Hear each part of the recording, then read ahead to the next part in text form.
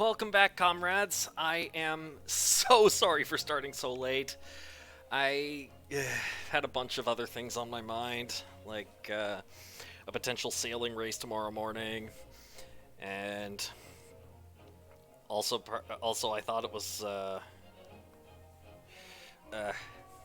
for some reason I thought it was Friday today. Don't ask me why I thought that, because I couldn't tell you.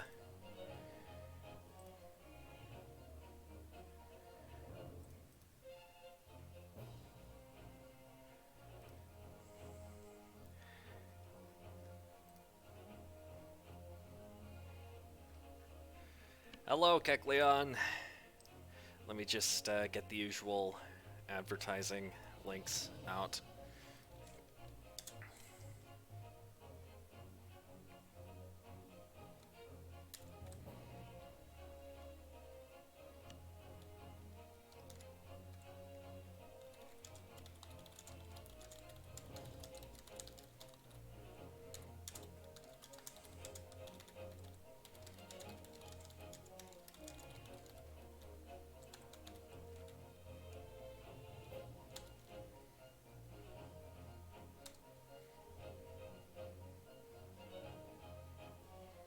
Okay, so I'm gonna describe it like that.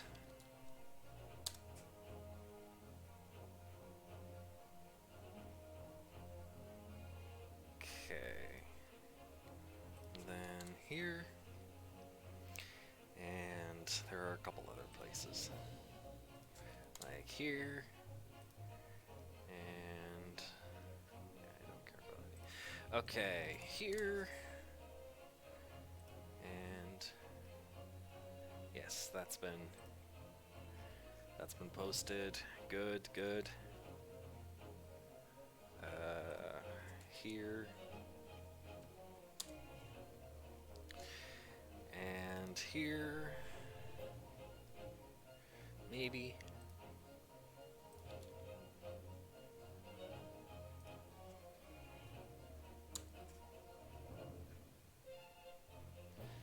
Yeah. Okay. There, that's all the places. Get rid of this. And hello, Nivell! Good to see you here too. Again, sorry I'm starting so late. My sense of time is completely out of whack right now. You can hear me, right? Still the same issue as always with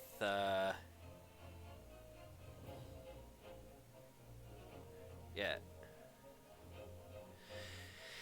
Still the same issue of me not being able to see my own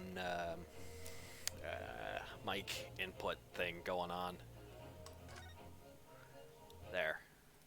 Oh right, there is one thing I need to check now. I'll do it while we're going through this. 2nd November, 3:38 p.m. Sholmes' suite.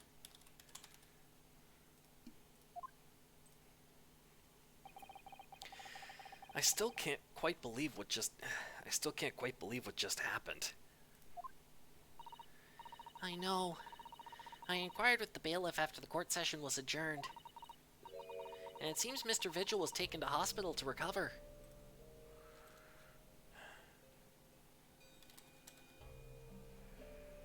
Okay.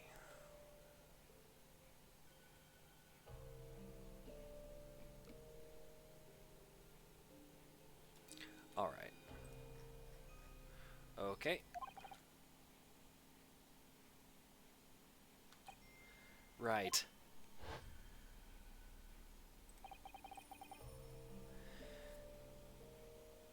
"10 years ago now, Mr. Vigil attempted to commit suicide by jumping out of the window of the prison governor's office." Oh, now they treat it with the due weight, gravitas, and seriousness.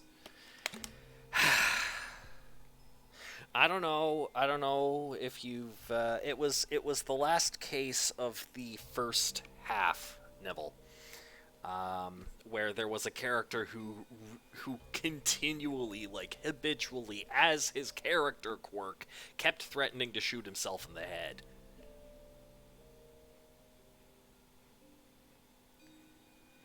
And of course, we were all just like, really?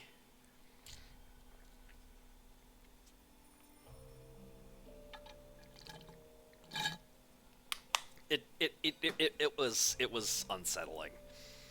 But all right, currently cooking you dinner, so you'll be on and off for a bit. Fair enough. What are you having? But ever since then, he's completely blocked the memory of those events from his mind. Nobody knew his secret. Not his family. Not even the man himself. But I forced it out into the open. Cheesesteak sandwich. Hope it's good. Sounds good. Was it wrong of me to do that? Did I overstep the mark, I wonder? Well, Kazuma sure won't think so. Bruno! Oh, Iris. You were miles away! Anyway, I brewed a fresh pot of soothing tea for you. Oh, thank you. Cheesesteak does have 4 E's. Yes. You and Susie have had an exhausting day so far, haven't you? Oh. Thank you, Iris. How thoughtful of you.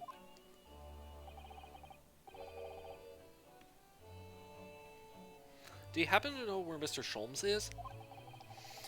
When we came out of the courtroom back into the defendant's antechamber, he disappeared.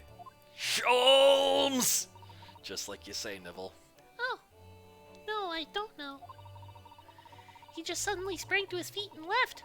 All he said was, "I must leave." I wonder if he's pursuing the mystery of Inspector Gregson's death. Well, you know what Hurley's always saying, don't you? There are mysteries in this world that should perhaps never be solved. For the construction of a solution comes only at the expense of the destruction of something else. What does that mean? He knows very well that when you open someone else's old wounds, you often open your own, too. But he just can't take his own advice and leave well alone. Solving mysteries is too important to him. That's so true. But that's what I like about Hurley, after all. I suppose that's the lot of a great detective in some ways. So then, let's have tea, and then I'll give you a hand. Oh, do you have time, Iris? Yes, I finished this month's manuscript at last, with barely a day to spare before the deadline. Oh, I'm so looking forward to it. A brand new story to read in the adventures of Herlock Sholmes. You know, I always hide Hurley's violin in the days before I have a deadline. You do? Poor Mr. Sholmes. I'm sure that's very wise, Iris. How sensible of you. Now then, my dear fellows, let's make a plan of action before we continue our investigation. All right. So how did it go in court this morning? Well, we still don't know the truth about what really happened, but one thing's increasingly clear. Lord Van Zieks definitely didn't do it. Oh, goody. Yes, that's right. We managed to uncover several new facts as well. Oh, really? And there was another development too. Kazuma. I'll be back in a few seconds here. Like, I'm not even gonna put up a BRB thing, I just gotta go switch a thing.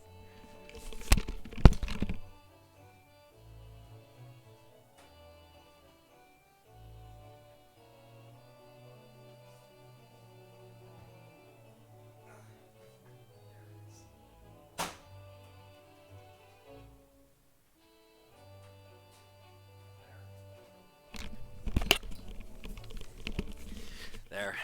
Doing me laundry like a responsible adult. Anyway, it's on the dry cycle now, so we're good. Yes, it's quite clear now that Kazuma-sama is not himself. The way he's acting, it's almost as if he's possessed. I know. I mean, at the end of the proceedings earlier, he was like a bloodhound the way he was chasing down Mr. Vigil's forgotten past. He's not normally so mercilessly persistent.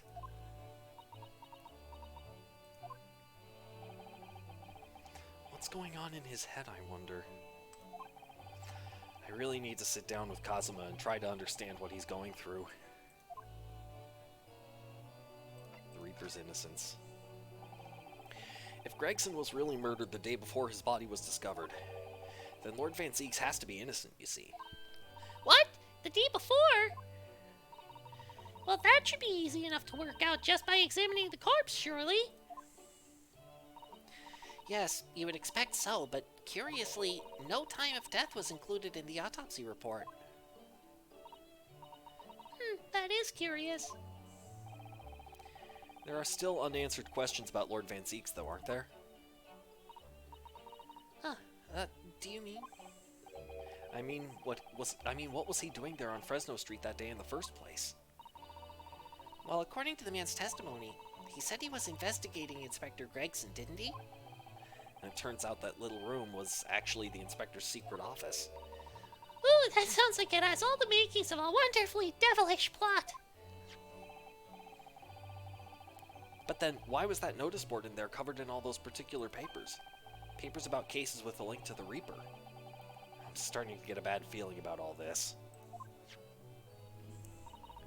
Oh dear, that sounds more like something horrible. That sounds more like something horribly devilish.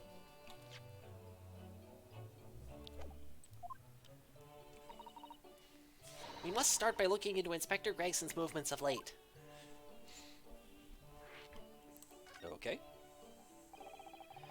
I never imagined I might have to be investigating an inspector's movements. Inspector's movements. Well, according to the entry in his diary, he was carrying out an incognito investigation of the Red-Headed League the day before his death. Oh, you mean he was doing the same as Hurley? Well, Mr. Sholmes was trying to apply, whereas the inspector was supposed to be investigating. I do wish it had been the other way around. Anyway, as it turns out, the inspector who went to investigate the Red-Headed League that day wasn't actually Gregson at all. It was Mr. Vigil, in possession of Gregson's identification. You know what that sounds like to me? Establishing an alibi. Oh my! Yes, you're absolutely right, Iris! But why would Gregson need an alibi? It would appear that the inspector had something to do that he wished to keep secret. I don't believe it. I always thought he was just a harmless lover of fish and chips. But perhaps they were seasoned with something a little more potent than salt and vinegar. I think perhaps we should try to move away from food analogies. Well, anyway, if Lord Van Zieks felt the need to investigate Gregson... Yes, I agree. We must try to find out what he knows. And how's Mr. Vigil doing? Vigil, you say? Isn't that the name of the lady who came to visit Hurley yesterday? That's right. To ask Mr. Sholmes if he would help her to find her missing husband. Only Mr. Sholmes completely passed the buck to us. Actually, didn't you say that Mr. Vigil had been taken to hospital? Do you know which one? Ah, it's St. Sinners. I had a feeling it was going to be St. Sinners just so that they could reuse that background again. I'm starting to wonder if all the other hospitals in London have closed down. Also valid. But that's amazing, Runo! You found the lady's husband already! Well, I suppose I have. By accident.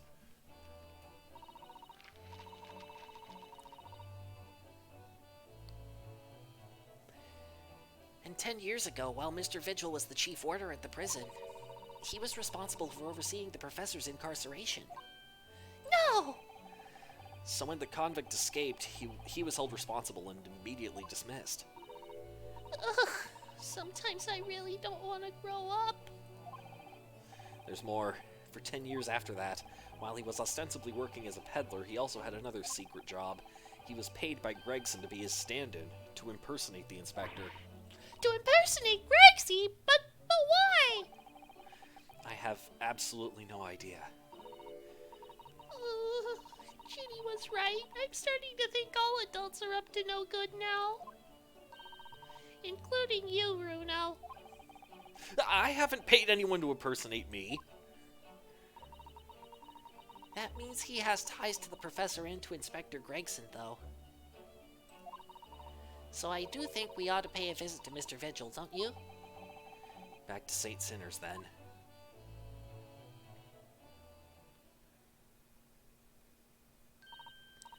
Well, I think it's clear what we need to do, isn't it? Let us investigate, my dear fellows!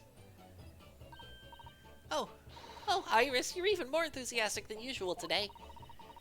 If anyone has anything to hide, my special Wilson shooting iron will soon set them straight. That water pistol? I thought that was a smoke gun. It's stuffed full of a piping hot extra special blend of mine. Then I'm quite sure it will be very effective. I'd better be careful not to hide anything. Well, it feels a little strange that Mr. Sholmes is nowhere to be seen, but still. Let's go and see what we can find out. Yes!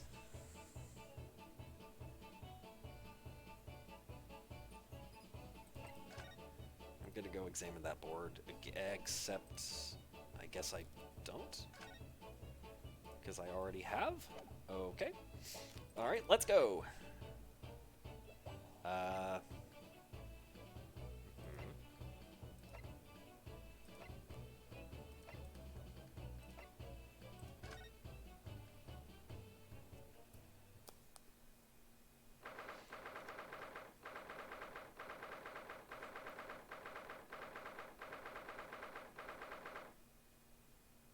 Oh look, it's that backstabbing slime ball. And that other backstabbing slime ball.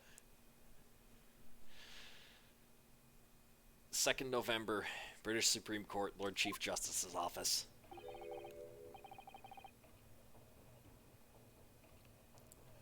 No arguments, Prosecutor Asogi. Balls of slime. Yes. You will continue with the trial exactly as I instructed. Is that clear? Perfectly. It's Kazuma-sama! Defying Lord Strongheart by the sound of it, he never did know when to back down.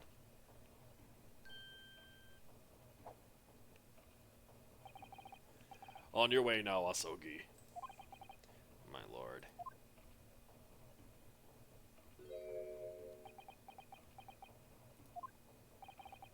Kazuma.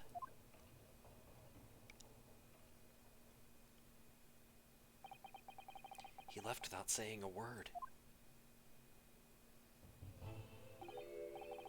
Yes? What are you doing here?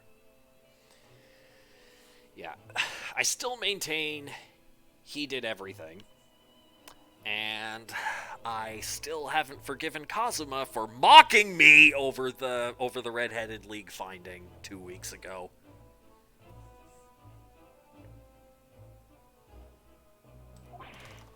Oh, well, I was just hoping to ask you a few questions if you wouldn't mind. I wanted Van Zieks' trial concluded today.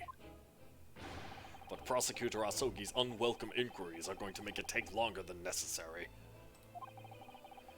Unwelcome inquiries? As a result, I'm losing even more precious time.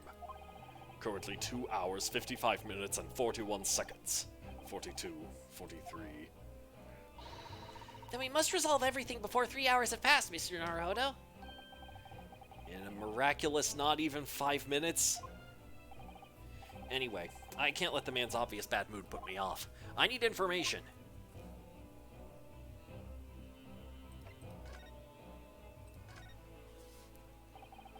Does Prosecutor Asogi believe that Lord Van Zieks is the Reaper? I wouldn't know. It was 10 years ago, in that fateful closed trial, that Lord Van Zieks made a name for himself among the judiciary. But the next trial he fought, he lost. It meant the ringleader of a criminal organization was acquitted, thanks to all the jurors being under duress. But that's awful! The man's freedom was short-lived. He lasted just 3 days. Yes, let me see. He died in a rock slide at his place of work, I believe. Correct. That was the inauguration of the Reaper of the Bailey. And people believed Lord Van Zieks was responsible? He was brought to trial himself, but it was shown to have been an accident. So he must have had a solid alibi then. Nevertheless, the mysterious deaths continued. In total, 16 persons perished in unusual circumstances, ostensibly at the hand of the Reaper. That's a long run of coincidences.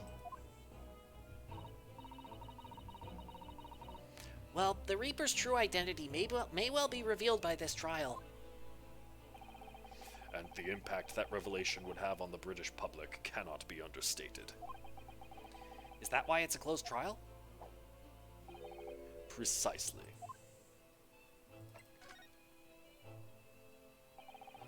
This country hasn't seen a closed trial for 10 years. So the last one was the professor's? The trial of Genshin Asogi? Correct. We're being awful loose with that guy's name when wasn't the whole point of the closed trial to not reveal who he was? Because him being Japanese could start an international incident. Now suddenly we're just talking to everyone about this like they all know. Like everybody knows.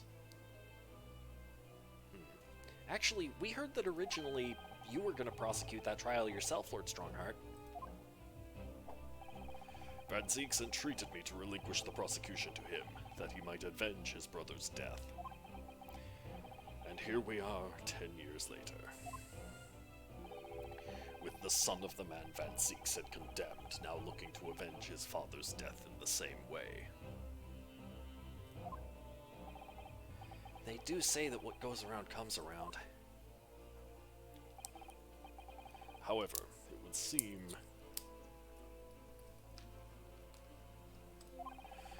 that the new young prosecutor is harboring some ulterior motive as well.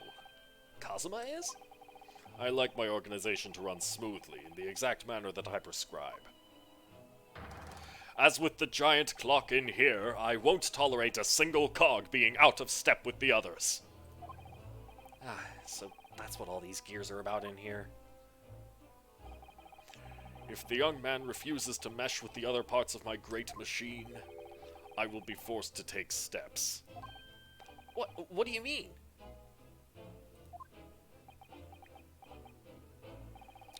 Not something with which you need concern yourself. Is that there a confession? In any case, all your questions will be answered tomorrow.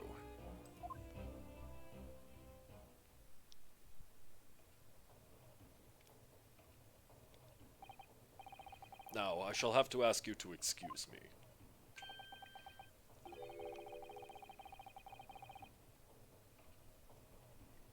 As of this moment, I've been delayed from attending my next meeting by precisely 3 hours. Oh my, that is a long time. And I hold you entirely responsible. Even though we miraculously managed to fit everything into not even 5 minutes? I wonder if you might agree to us, talking with Prosecutor Asogi? Discussions between the defense and the prosecution outside of the courtroom are generally frowned upon. However, I will make an exception in this case. Now go, you can find him in his office. Oh, thank you!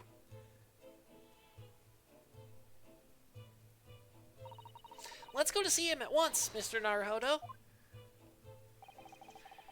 Kazuma's my best friend in the world, but I'm really not at all sure I know how to talk to him at the moment.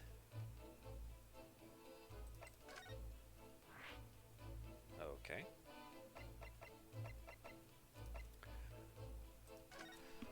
Well, let's stop by. Let's stop by here. 2nd November, local prison, cell 1. Lord Van Zeeks is reading. Look. He doesn't seem like he wants visitors, does he? But he must have noticed that we're here, surely.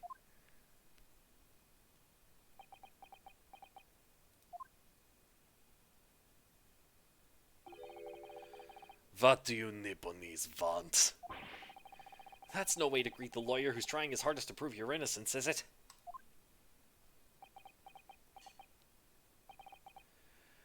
Perhaps not. I apologize. So, what can I do for you, Mr. Naruhodo? Lord Van Zeeks, speaking earnestly. Oh, the fog will lift over London for the first time in months tomorrow. This does feel very, very strange.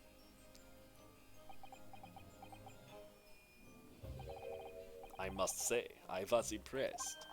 Oh, well, thank you. Not by you, by your fellow Nipponese, your prosecutor friend. Oh, I see. Yes. It's sardonic, don't you think? For a man such as me, so loathing of the Nipponese, to be entirely at the mercy of the two of you. I suppose it's retribution for having played the part of the Reaper all these years. Played the part?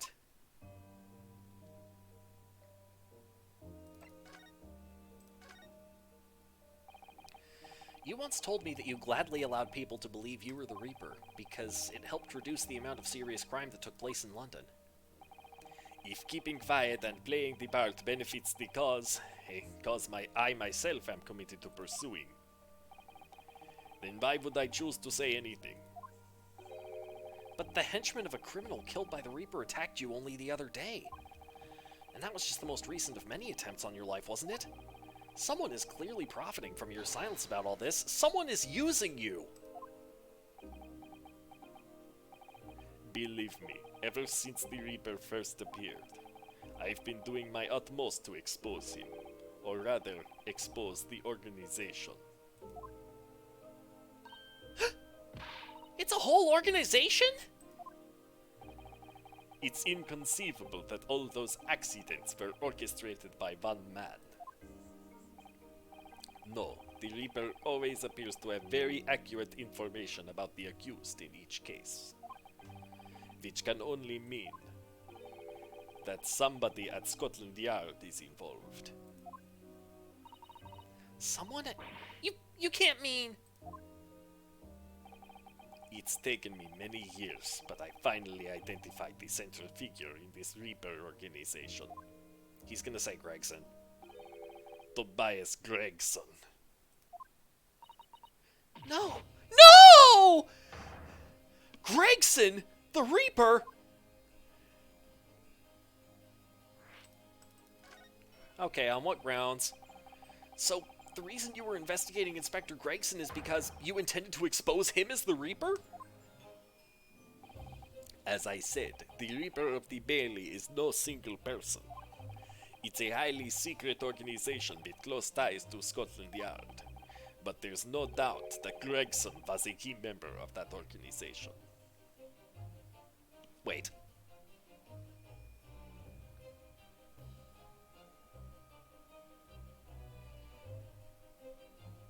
Oh, you must have not watched this for a while. You guess he's in jail now? Yes. This case, he is the defendant.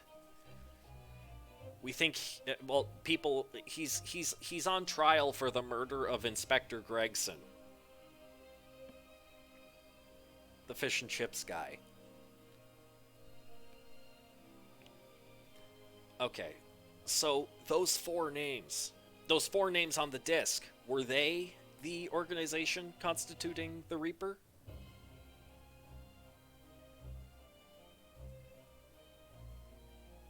Was Wilson ever tried and found innocent in a trial prosecuted by this guy, I wonder?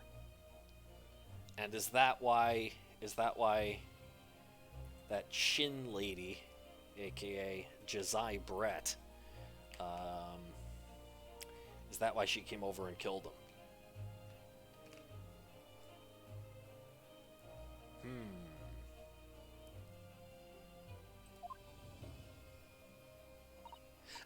I don't believe it.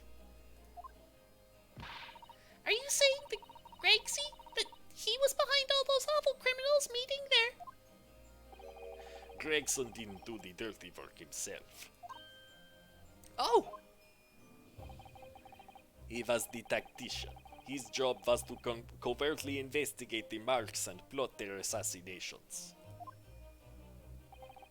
In order to do that without arousing suspicion, he regularly needed a firm alibi. Which is where Mr. Vigil came in, posing as the inspector. Vigil knows nothing of the Reaper. But the room he rents on Fresno Street was almost certainly the headquarters of the operation.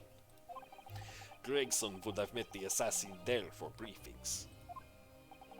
So we don't actually know who carried out the killings then.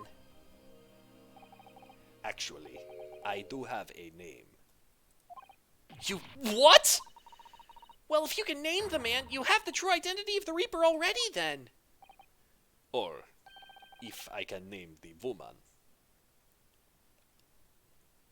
Do you mean to tell me that the Reaper... It's gonna be Shin, isn't it? oh, She's a young woman by the name of Asa Shin. So, yeah. So, first real perpetrator that we caught, the lady with the swan hat.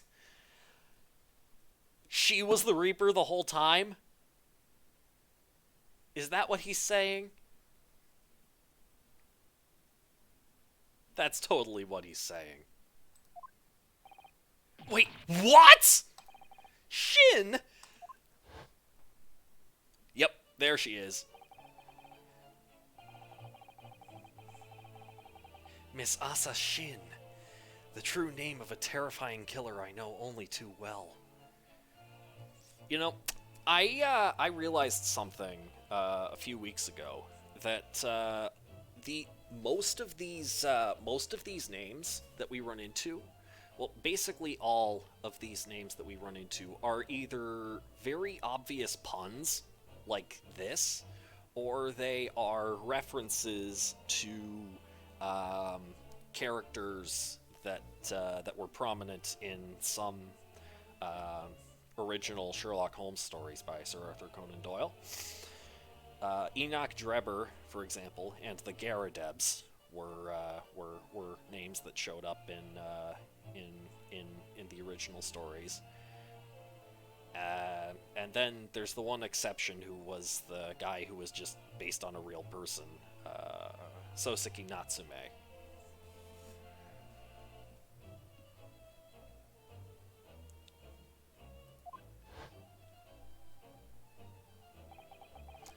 She came to Japan posing as a visiting student and murdered Dr. John H. Wilson. Wait. Wilson, okay, so the four names were John Wilson here, Gregson, Shin, and who was the other one again? Was it Mikotoba Sr.? Was it the dad?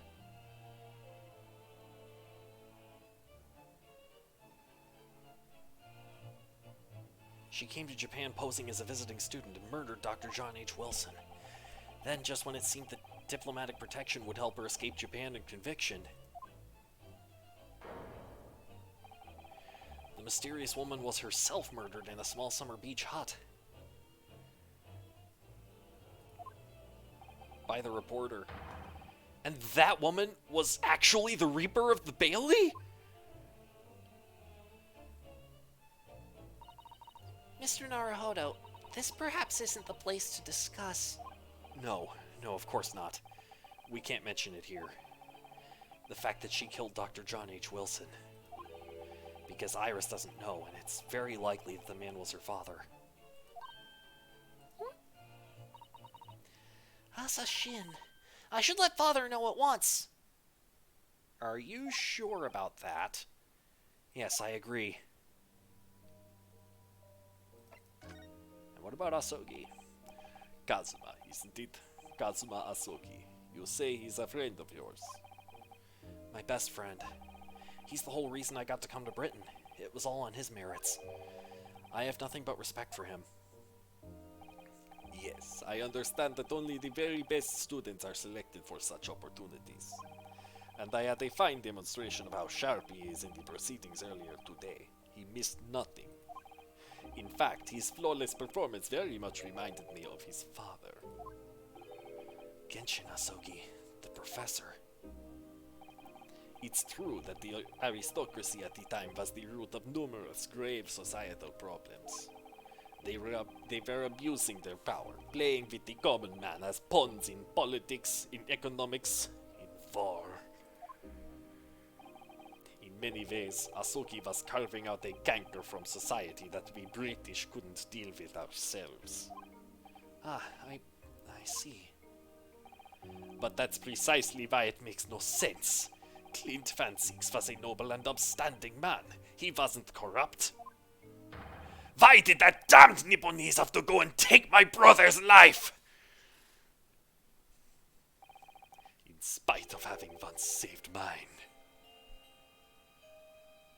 Oh, so now are you suggesting that the guy who killed Clint was not the same guy who killed everybody else? He saved your life? How did that happen? Badoop. It was 10 years ago, on a foggy night. What was to be the professor's final strike had sent a wave of panic through the capital. So Clint Van Zieks had already been killed at this point then. Genshin and I were walking down some back streets at a late hour. Of course, at that point, I had no idea of the true nature of the man at my side. All of a sudden,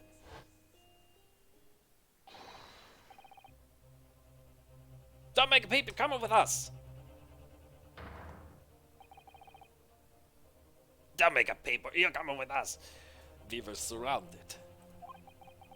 All of our assailants were armed with pistols, their faces obscured by scarves. Clint was not only from noble heritage, he was a brilliant prosecutor as well. The scum of London hated the sight of him, and they had no sympathy for his younger brother either. I'd been targeted several times before already. Yeah, it's Van Zieks, alright, we got him! I could hear them murmuring amongst themselves. I knew they were after me. But just when I thought my time had come,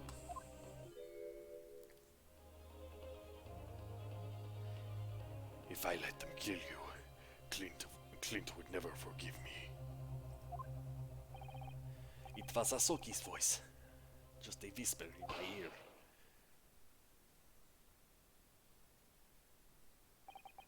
After that, I don't remember exactly what happened. The next thing I knew, there was silence all around. Genshin lay on the cobbled street. Blood was seeping from his left hand. It shielded me.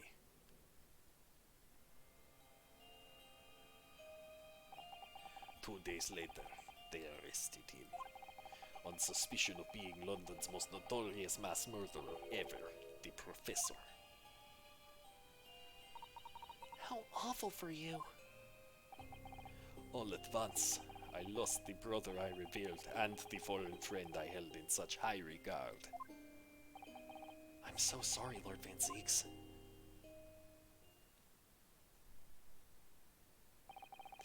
That's the end of my miserable tale. I never thought I'd recount it to anyone. Well, thank you for confiding in me. The Professor, the Reaper, and Inspector Gregson. I wonder just how intimately related they all are. I still can't quite believe that Gregson was essentially the Reaper. Giving assassination orders to Jazai Brett. Mr. Naruhodo, let's go and inform my father. I'm sure our government will want to hear about this new information. Oh, that means I get to meet your daddy, Susie! Hooray! Yes, all right. Let's head back to the Great Waterloo Hotel then. All right, we got a few things to do now. What about the Fresno Street room? In some ways, this place seems to rather suit Lord Fancy. Oh, dear. In some ways, this place seems to rather suit Lord Fancy. Oh, dear, did I say that out loud?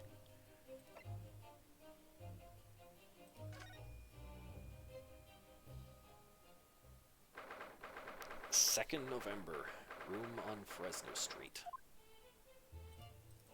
Okay, I see. There are details of cases stretching back over 10 years on this notice board. Yes, a history of Lord Van Zieks' defeats in court. I don't think that's an appropriate description. Although, when you consider everything on the board, it's certainly true that all these people had a background of dubious dealings. And in the end, of course, the board itself concealed the inspector's own death. Oh my, it really doesn't bear thinking about. Alright. Doesn't look like there's anything for us to do here just yet. Perhaps we should leave Mr. Vigil in peace for a little while. He's only just been admitted. Okay. We have permission now. Let's pay Kazuma-sama a visit. Let's do that.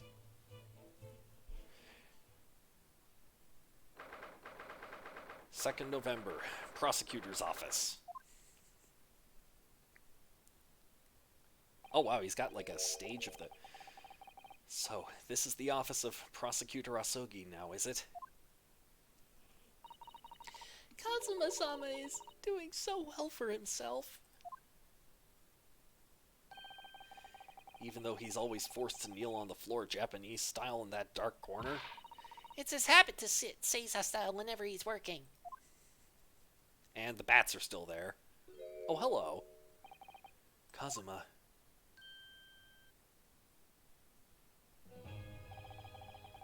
I thought it wouldn't be long before you paid me a visit, Ryunosuke. I was right about what I said, wasn't I? Sorry? That you have all the makings of a great defense lawyer. Well, I always believed that you'd fulfill your dream of advocating in the British... I always believed that you'd fulfill your dream of advocating in the British courts. I just never imagined for 1 second that it would be as a prosecutor. Typo? Where?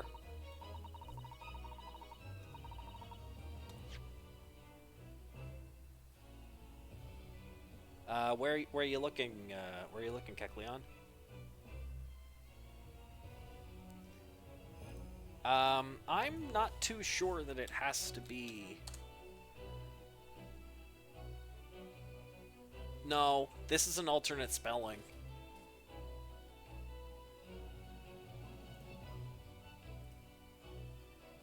I just checked, either is acceptable.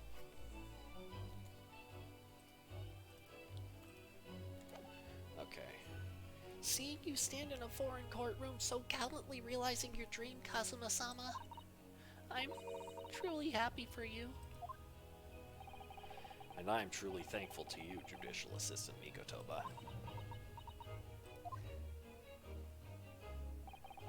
Ryunosuke, I always thought it would be fun for you and I to shake up the British legal system a little together.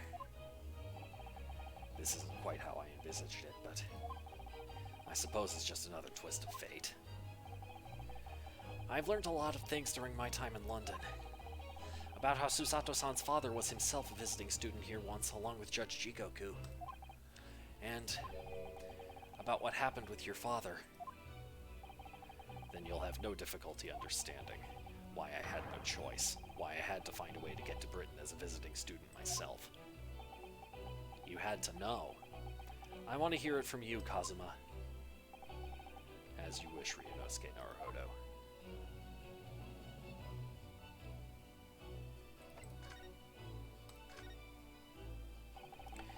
It's getting on for a year now, since what happened on the SS Borea.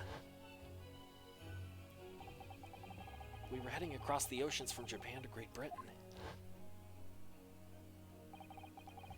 When a bizarre series of okay, now this is a typo. When a bizarre series of coincidences led to those tragic events.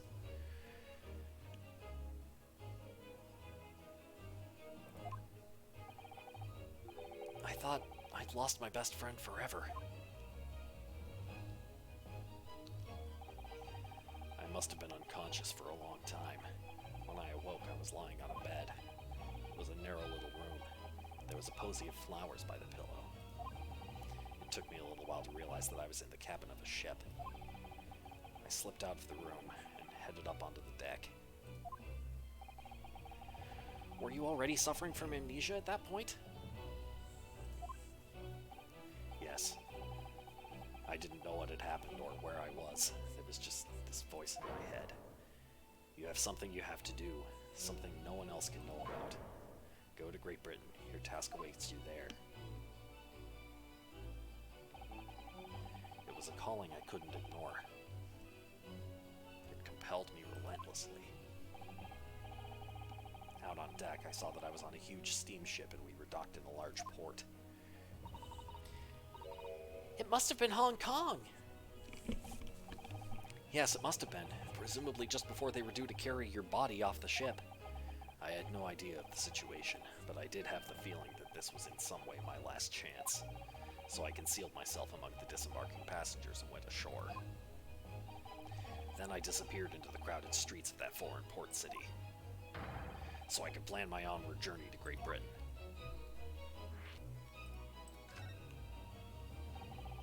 Just under a year ago, with all my past memories lost to me, I was left behind in Hong Kong.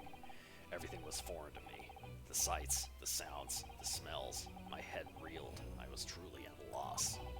I realize now that I'd escaped as a dead man, with nothing but the clothes on my back. No money, of course. Oh, how terrifying for you. Luckily, though, I had two feathers in my cap. One being your knowledge of English, I suppose. That's right. And on the back of that, I was able to pick up some work as a deckhand on a cargo ship. Eventually, after calling at countless ports, I finally arrived at Dover. That must have been some 3 months ago now. Your formidable tenacity of purpose showing itself again.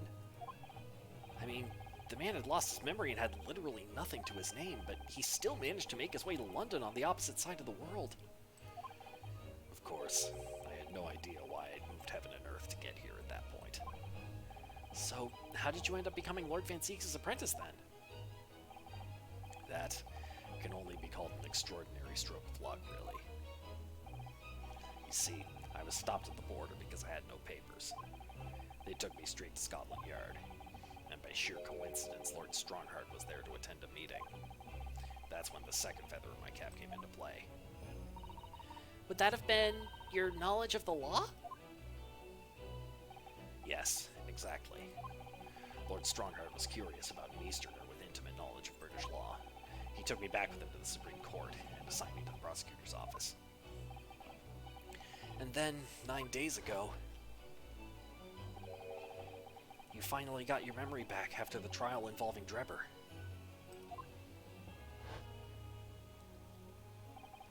Yes, I did.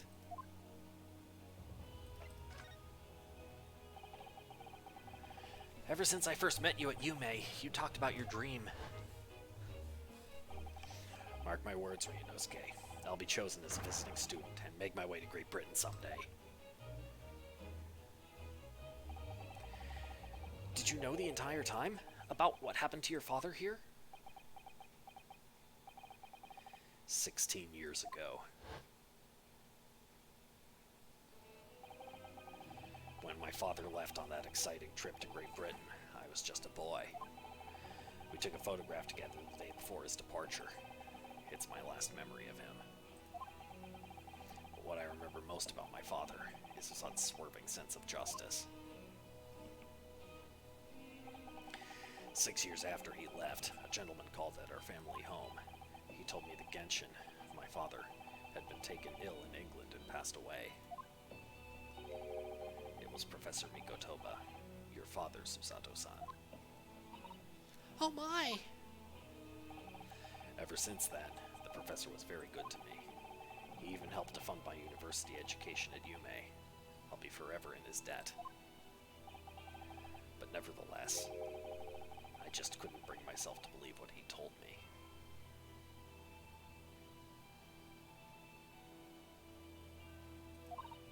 Oh.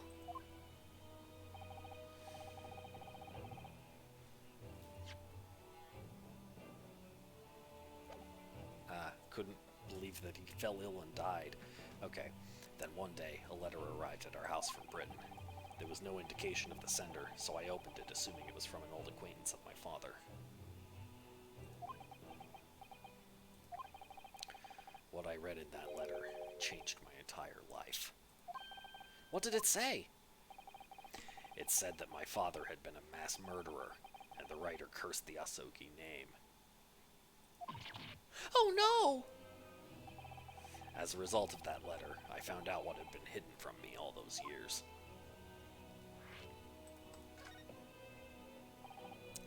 Presumably, the letter was sent from a relative of one of the victims.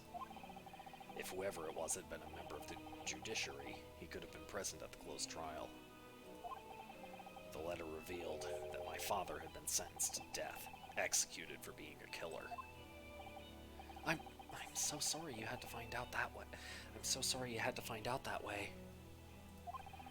I imagine the British government did its very best to silence whoever sent that letter. But someone who knew the truth and couldn't bear the resentment was always going to be a problem. But still, it could have been written by anyone. Why would you believe such a thing?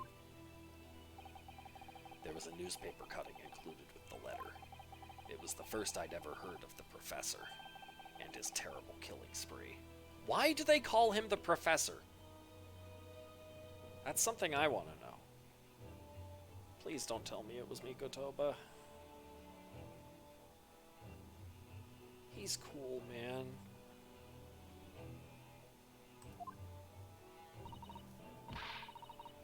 Well, what did my father have to say about the letter? I couldn't bring myself to show it to him. What? Why not? Because he deliberately concealed the truth from me by telling me my father was taken by a fatal illness. That couldn't have been easy for him, and he'd done it out of consideration for my feelings. So instead, I showed the letter to Judge Jigoku. Ah, to the other visiting student. He faltered for the briefest of moments, but then he just laughed the letter off. But in that moment, I saw it on his face. He was undeniably shocked, shaken momentarily before recovering his poise. A year later, my bereaved mother succumbed to the strain of grief, and she too passed away. Oh no. That's when I made up my mind that one day, without fail, I would cross the seas to Britain and seek the truth for myself. There it is! Yeah, I mean, it was pretty obvious he came over here because he wanted to know for sure whether or not his dad did these terrible things. The truth about my father, Genshin Asogi. And I wouldn't let anyone stand in my way. Oh, Kazuma-sama. What we learned today in court turned things completely on their head. It was an impressive piece of lawyering, Ryunosuke Naruhodo. Lord Van Zieks isn't the Reaper, you know. I almost don't want to believe it myself, but it turns out that Inspector Gregson himself, the victim, was... It's clear that the Inspector was behind the Reaper's activity all along. What? You mean you knew? The real question is, who's been giving orders to the Inspector? Yes, Barok Van Zieks is the real Reaper. And I know that 10 years ago, it was him who decided my father must be a mass murderer and sent him to his grave. Okay, that second one, no. I can point you to the guy who totally did that. You were just talking to him 15 minutes ago. No! He was merely seeing that justice was done as the law dictates. He's not to blame. Ultimately, it's people who condemn people. The law is just a tool that they use to do it. And when a man condemns another, he must take responsibility for his actions. Of course he must. You're entirely lost? Okay, I'll try to explain it. 10 years ago, this guy's dad was convicted of murdering a whole bunch of British nobles. And they tried to execute him. It didn't work, but then somebody shot him as he was crawling out of his grave. So now Kazuma here is in Britain to try to figure out the truth as to whether or not his father killed all those people. Right now, right. There's also in the present day, in this plot, there is a legend of the Reaper of the Bailey.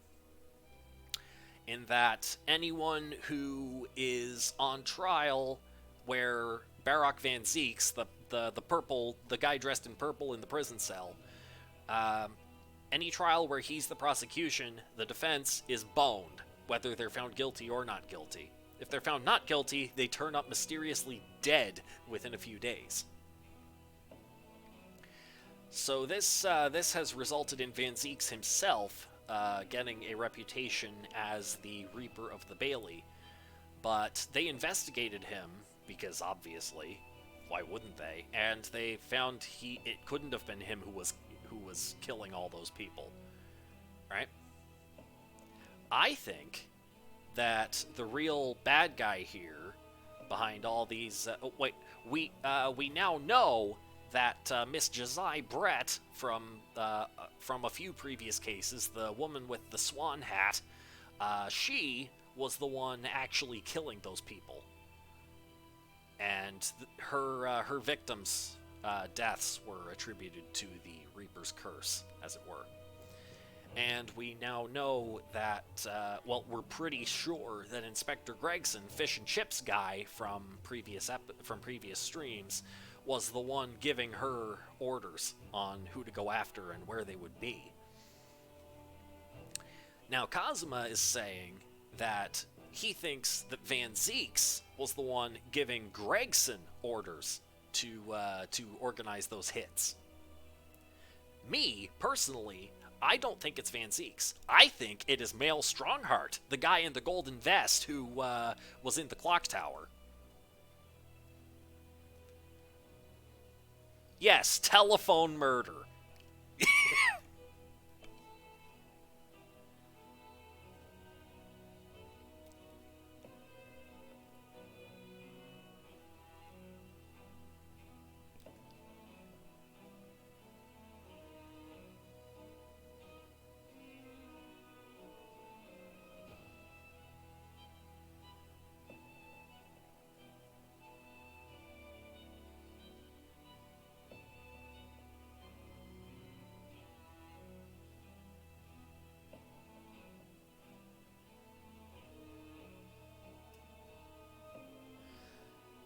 Anyway, I hope that explains what's going on here.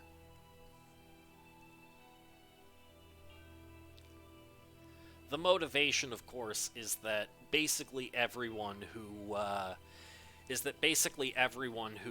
was tried by Van Zieks and found innocent was only found innocent because the jury was bought off or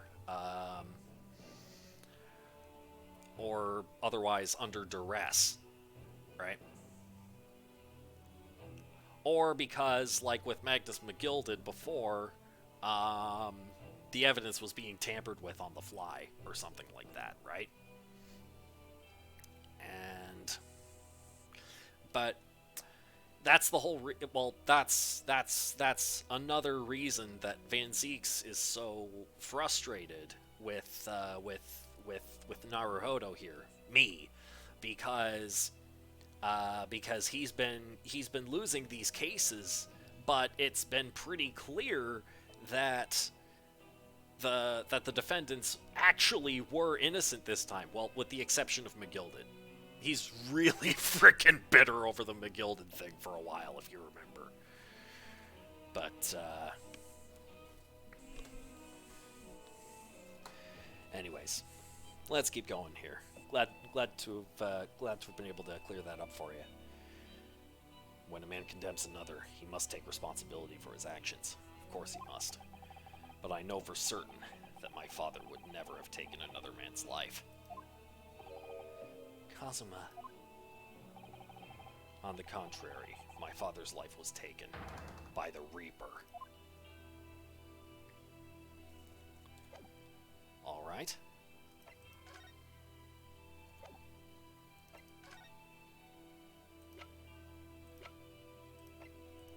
Is there anything I can present to him? How about this?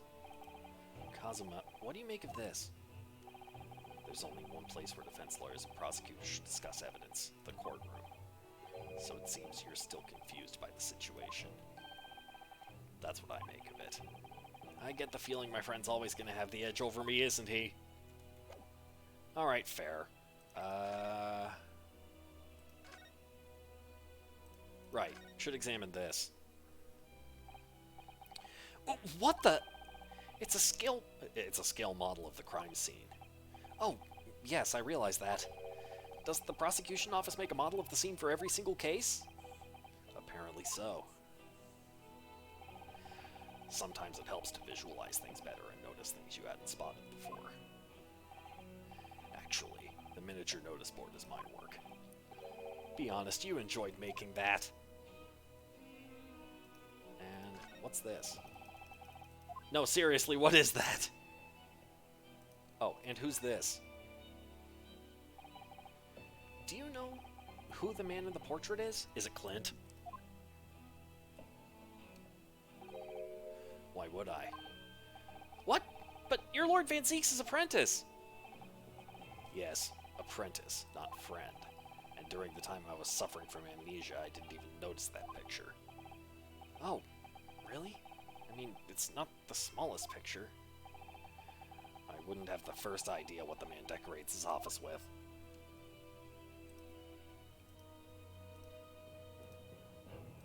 And bats. What? You disturbed the bats, did you? Fitting companions of Lord Van Zieks, wouldn't you say? Actually, I've seen things flying in Lord Strongheart's office too. Doves, I think. Perhaps you have to like birds to attain rank in the judiciary here. Well, obviously Van Zieks is a red herring, so they're trying to make these connections between Van Zieks and Strongheart, Strongheart and the gold, Van Zieks and the dark purple, with the doves and the birds. It's totally Strongheart. Let's see. Although bats aren't birds, of course. How about a sparrow for you? What's that supposed to mean? Oh, nothing. Sorry. Just thinking out loud. Alright, the bats have been disturbed. Casks floor to ceiling, just like the last time we were here. Hallowed barrels, I suppose. They're arranged according to vintage, flavor, and region. Every week, they're all taken out and put back in order. What? Every week? Lord Van Zieks can't seem to settle on the perfect way of arranging them, you see. Vintage, flavor, and region don't neatly coincide. That's the trouble. Gosh, being his apprentice must be a real challenge. Actually, no. Oh? He considers the task too important to entrust to anybody else, so he does it entirely on his own. Okay, I have to admit that's a pretty funny expression. So he's a barrel of laughs here and in court, then.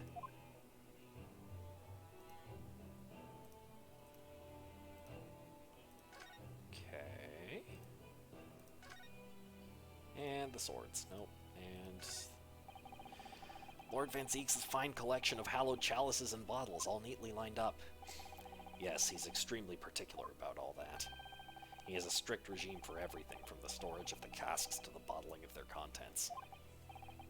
Gosh, he must be having a really tough time of it being his apprentice. Actually, no. Oh? He's so particular about it all, he refuses to let anybody else touch any of it. So it's been quite easy for me, in fact. Talk about weird. There's Lord Van Zeeks' incredibly stylish desk. It's not my style. It's not my style, though. No, I noticed you've been working at the little table on the floor, kneeling down Seiza style. Barely an inconvenience. Oh, hey, Sparkle! I thought it was some kind of punishment set up by Lord Van Zeeks when I first saw it. I find it the most comfortable way to work. I can't do it. After a couple minutes of sitting with my legs folded under me, they start to go tingly. Don't exaggerate, Ryunosuke. We both know you can't even manage a minute.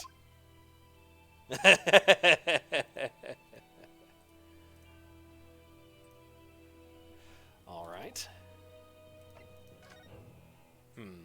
I may have to come back later with something else to show him. Unless...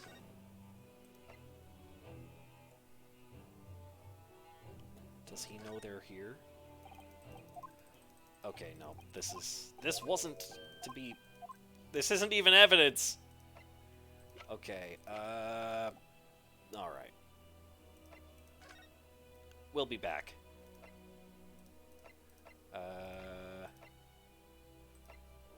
Great Waterloo Hotel.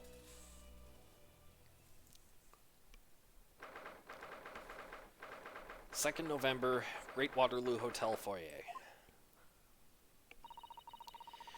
I thought it yesterday, and I think it again today. This place is so princely. It's a wild guess, but I have a feeling you'll think the same tomorrow, too. My tea has a finer fragrance than whatever they're serving in the tea room here, though, wouldn't you say? Ah, look who we have here. This is an unexpected pleasure. Ah, Father! Oh, is this your daddy, Susie? How lovely! What a charming young lady. And you are? Ah, really?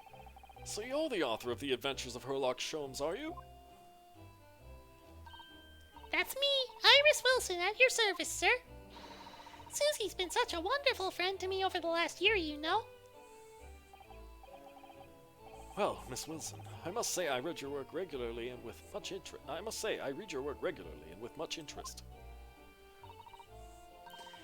Iris actually lives with Mr. Sholmes, you know. Father. Is that so? Well, perhaps that goes some way to explaining that bright look in your eyes.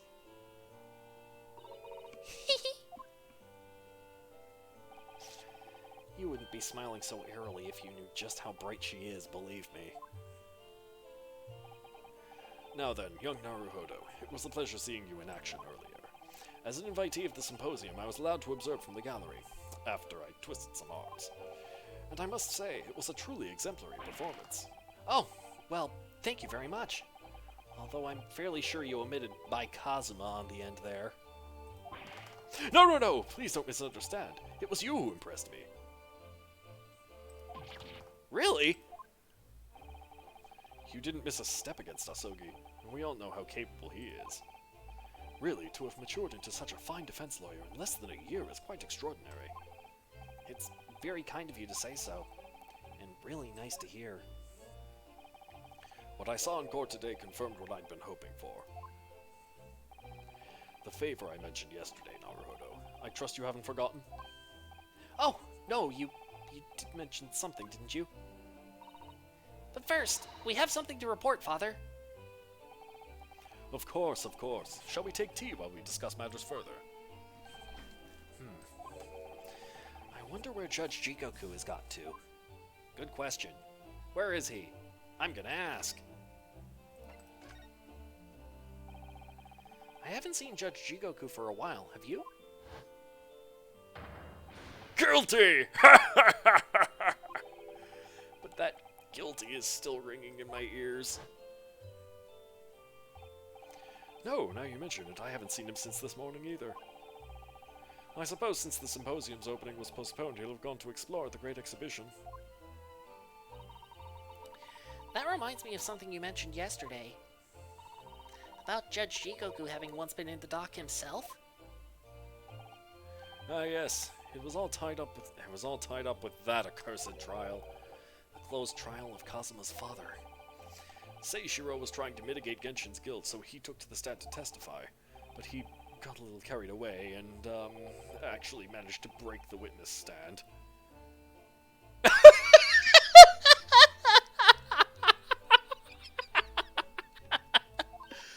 Oh my! He also said some contemptuous words about the British Empire, for which he was charged. Ah, jeez. Dictatorship much? Oh dear. Although it's worryingly easy to imagine him doing that. Well, it was all alright in the end. He was acquitted and we returned home to Japan together. Thank goodness. Ah yes, talking of Seishiro, I have a copy of the photograph we all took together here yesterday. Please. Oh, what a lovely picture. It certainly seems to shout, "We've arrived in Britain!" Jeez. Poor Ryunosuke. The commemorative photograph has been entered into the court record. Is this what we have to show Kazuma? I don't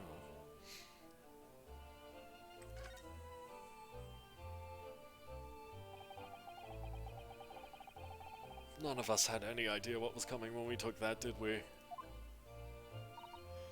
No, that's so true. Alright, we'll ask you about the Reaper now. Father, do you know about the so-called Reaper of the Bailey? I've heard rumors. Some members of the judiciary explained it all to me yesterday. Of course, when I was a visiting student here in London, the Reaper was yet to emerge. Right. He didn't appear until after that case when the visiting students had already returned home. Lord Van Zieks, who was in the dock today. That was Barak, the younger brother of Clint Van Zieks, I believe. That's right, and he's known throughout London as the Reaper, as you've heard. But the truth is, it wasn't him behind all of those mysterious deaths. It was somebody else. I see. So what you're saying is there's been a professional killer at work here? Exactly. Someone by the name of Asa Shin, in fact. I beg your pardon. Did you say Asa Shin? You mean that Jazai Brett woman who was responsible for killing my great friend? Oh no! A friend of yours! Uh-oh. Oh, it's gonna come out now, isn't it? Oh no! A friend of yours was killed? Professor Mikotoba, I think perhaps we shouldn't discuss this right now. Because the friend the professor is talking about is Dr. John H. Wilson. And that's not something we want Iris to find out about. Not like this, anyway.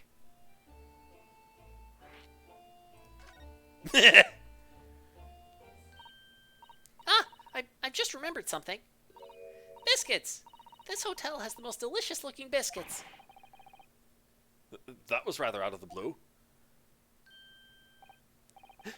She's doing this deliberately. I think I'll go and see if I can purchase some. I wonder, would you like to come too, Iris? Okay, here we go. Good thinking, Susato.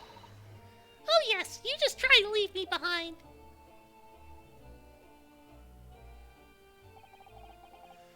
So that young girl is called Iris Wilson, is she? Yes, that's right. And she's the author of all those adventure stories starring the great Detective Sholmes?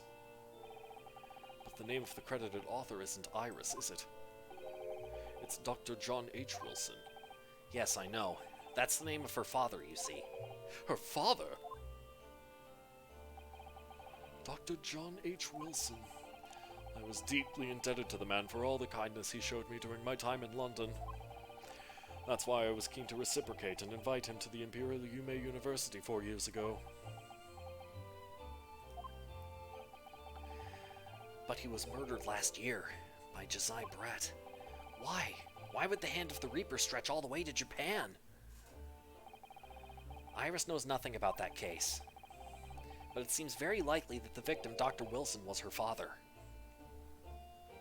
Oh, where are we right now, Kecleon? We are in a hotel in Britain.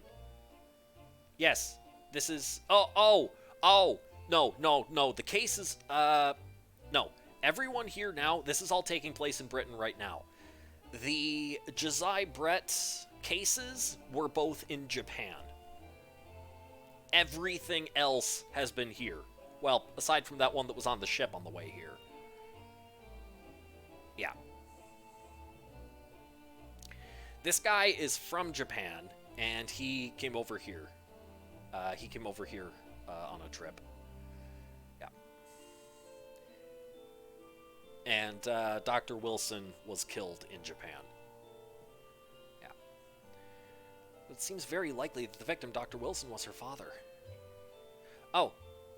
I see your message there, Heck. Congratulations, and good luck. Well, I can't say that we ever spoke about his family, so I don't know if he had a daughter or not. But I think I can say with some certainty that he was never the great detective's partner. So, it could have been another Dr. Wilson, you think? Well, John and Wilson are both common names after all.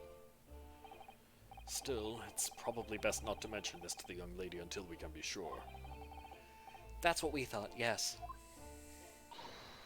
We're back with cinnamon biscuits. Oh, they smell delicious, Iris. I think cinnamon will go very well with the tea they serve here. Don't you, Susie? Yes, I'm sure you're right, Iris. So, you mentioned a favor that you'd like to ask me. Well, this fateful trial that you're fighting, one way or another it will be over before long. And when it is, I'd like you to accompany me back to Japan. You want me to do... What? Father, what's the meaning of this? Now, Susato, you should understand. You've seen how our courts work firsthand. Japan's judicial system is in its infancy, especially when it comes to defense. Oh, you mean... The Supreme Court of Judicature is in desperate need of a good defense lawyer. As soon as possible. Really quite urgently, in fact. But I've not even been in London a year yet. I've read all of Susato's reports. I'm well aware of your extraordinary talents. And having seen you in action with my own eyes earlier today, there's no question. You, Naruhodo, are precisely the man our country needs. So, you'd be leaving then, Runo? But then, what am I supposed to do, Father? You came here to serve as Asogi's judicial assistant. Oh, yes. She's supposed to be Kazuma's assistant. Our government is still in the process of deciding how best to deal with this situation, though. You've always chosen your own path, Susato, and I trust your judgment. In this matter also. Father! Please, the pair of you, don't look so downcast. It's merely a suggestion, you understand. A hope, if I'm honest, but I won't force you. All I ask is that you consider it, and come to a decision by the time this trial concludes. Yes, all right. Yes, all right. You won't leave, will you, Runo?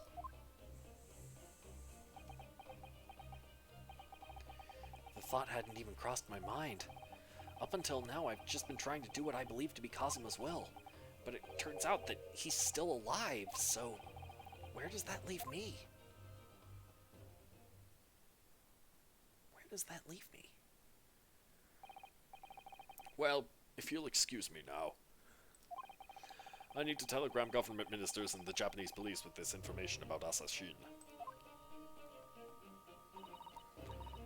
Of course, Father. Thank you.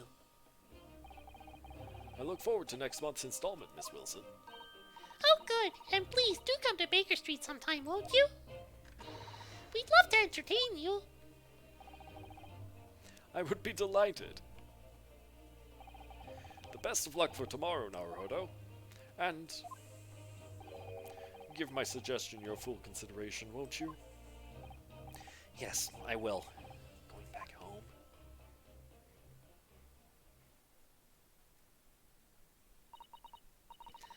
You know, Kazuma-sama has always meant a great deal to my father. I'm sure he'd love the chance to meet with him and talk to him about all of this.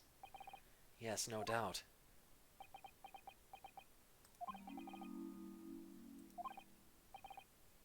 Sashin. Sashin! Of course, it's so obvious! How could I have neglected to consider the possibility before now? Mr. Sholmes! Hurley, where have you been? Why, I joined you all for tea, of course. What an extraordinary question. I didn't notice you at all. No matter, no matter. Anyway, to more pressing concerns. Mr. Naruhodo! Oh, yes? I must dispatch a telegram to your country at once. It is a matter of much urgency. To Japan, you mean? Tell me, to whom can I entrust the task? Quickly now, who? Well...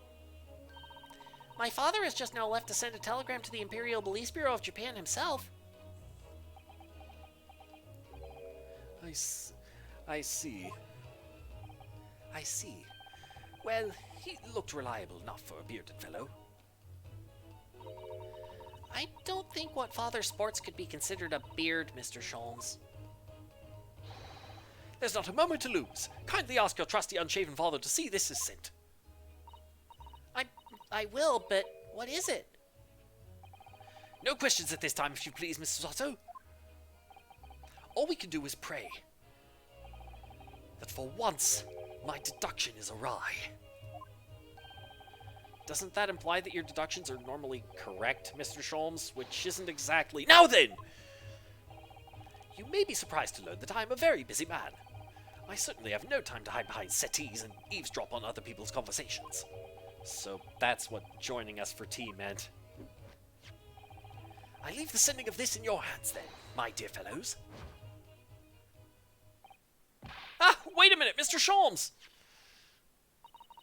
He just sort of ran off, didn't he? At quite a pace.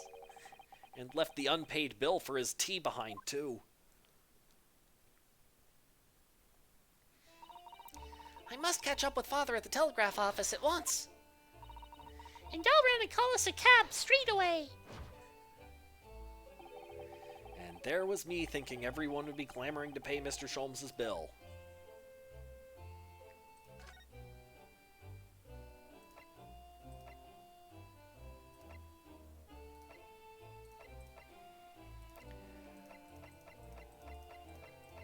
Okay.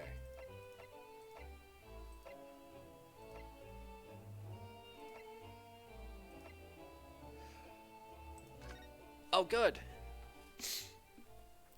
We can see Mr. Vigil. 2nd November, St. Cinder's Hospital, Ward 3. This is the ward where Mr. Vigil was brought, apparently. To be frank, I'm a little worried about seeing him again. Ah, the lawyer. Hello again. Are you feeling better now, Mr. Vigil? Yeah, thanks. Somewhat better. I'm so sorry to have caused you to... I mean, it was because of me. If I hadn't exposed your secret and forced you to remember things you'd obviously tried to forget. The prosecutor was here until a few moments ago, too. You just missed him. Oh! Kazuma beat us to it. He said much the same as you. He was very apologetic. The truth is, I brought all this upon myself. Please, don't think like that. Keeping it from Evie, my wife, all these years, carried such a sense of guilt. But that's not the worst of it. Over time, I obviously came to deceive myself as well. What's with all the mime gesticulations, anyway? You mean about your dismissal? Looking back now, I'm beginning to think that perhaps Inspector Gregson didn't stumble across me by accident at all. I mean, he compensated me so generously for acting as a stand-in. He was clearly concerned for my well-being and doing what he could to help. So perhaps Gregson knew exactly what had become of Mr. Vigil all along then. I'm sure this is just desserts for 10 years of lies and deception, but... It wasn't me that helped the professor escape 10 years ago! It wasn't me! I swear it! I swear it's true! Oh, Mr. Vigil. I'm sure you'd rather not dredge up even more from your past at this time, but... if possible, could you tell us exactly what really happened? Oh, there's the neck mark again. I want to. I need to get all this off my chest. I just want someone to tell me what I should have done.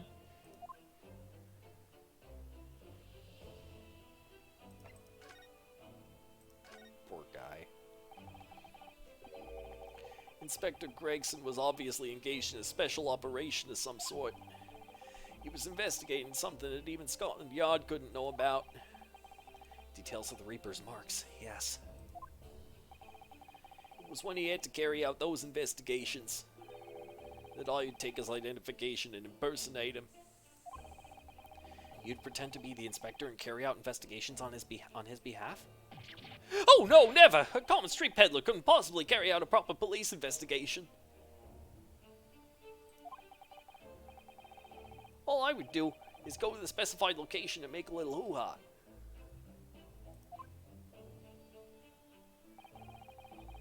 I'm gonna try it in a second here. Okay, so this pose is fine. Just something to leave an impression, so everyone there would think a detective called Gregson was here. So that's what you were doing on the day prior to the incident? Yes. He asked me to make an appearance at the park on Lime Street for the Red-Headed League event. So as usual, I flashed the inspector's identification around and was very vocal about my presence. But then you were taken prisoner by those red-headed fraudsters. Yes. So, you would always make a point of showing Gregson's identification and generally being loud? That's what the inspector asked me to do, yeah? Well, that's one way of becoming a legendary detective, I suppose. Not a good one, though. And as you know, I suffered this bruising around my neck at their hands. But the following day, they kept their word and released me. Without returning the inspector's identification to you, however. We'd arranged to meet in the Fresno Street room at 5 that day so I could report back to the inspector.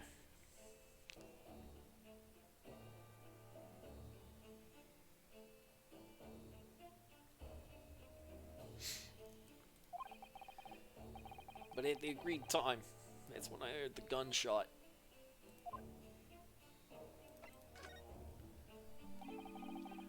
It was at midnight on 17th June 10 years ago. That was the time scheduled for the execution. But the professor's execution never actually took place, did it? Or rather, the execution itself must have been used to effect the plan of escape. I hardly dare to imagine what a chilling plan it was. Barclay was renowned for being the highest security prison in the country. Everything that went in or out of the place was searched multiple times. But there was one notable exception. Or rather, one notable loophole. Something that was never questioned. I have a feeling I know what that loophole was now. The coffins into which the bodies of the executed convicts were placed, correct? Yes. Once the coroner had confirmed the death of a condemned convict, the body was taken in its coffin for immediate burial in Locane Cemetery just behind the prison. The chief warder first had to sign necessary papers. That pose? Okay, let's see.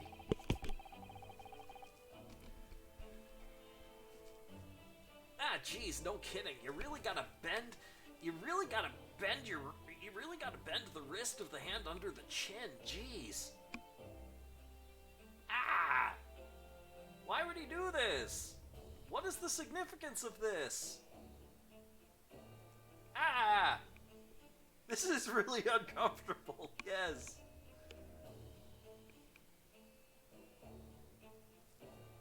Also, his head must be sticking out pretty far for his arm to be for his other arm to be angled like that and still against his head. Ow! Why though? And after that, okay.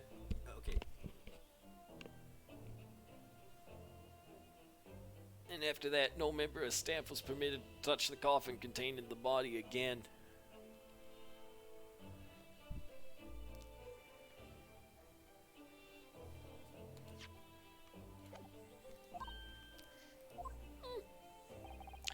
When executions took place, only the executioner and the coroner were permitted inside the chamber.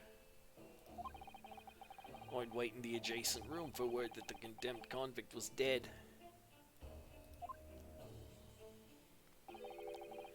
On that occasion, once I had that confirmation, I went into the mortuary to find a lone coffin as usual. The procedure was that I would sign the paperwork, have him check the coffin, then nail it shut. But for some reason that day, the coffin was already nailed shut. No! No! No! I didn't think anything of it. I didn't think anything of it at the time. I assumed that my deputy must have checked the coffin and nailed it shut before I arrived. So, you mean the coffin contained... Yes, I can only imagine that Asogi, having escaped his execution somehow, was alive inside the coffin. The coffin was then taken out through the main gates and deposited in Lowgate Cemetery. Presumably there wouldn't have been enough air inside to breathe for long. So in the early hours following the burial, somebody dug up the coffin again to set Genshin free. Was it Drebber? But in the end, he was fatally shot in the graveyard anyway. What on earth really happened in Lowgate Cemetery that night, I wonder? I'm afraid I really don't know. All I can say with certainty are two things. Asogi couldn't possibly have escaped that way without help from somebody working in the prison.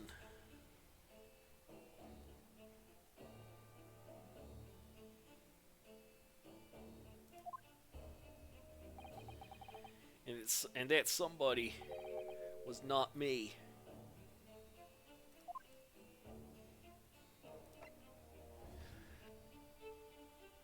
Well, it didn't even matter for Asogi, I suppose. He still died.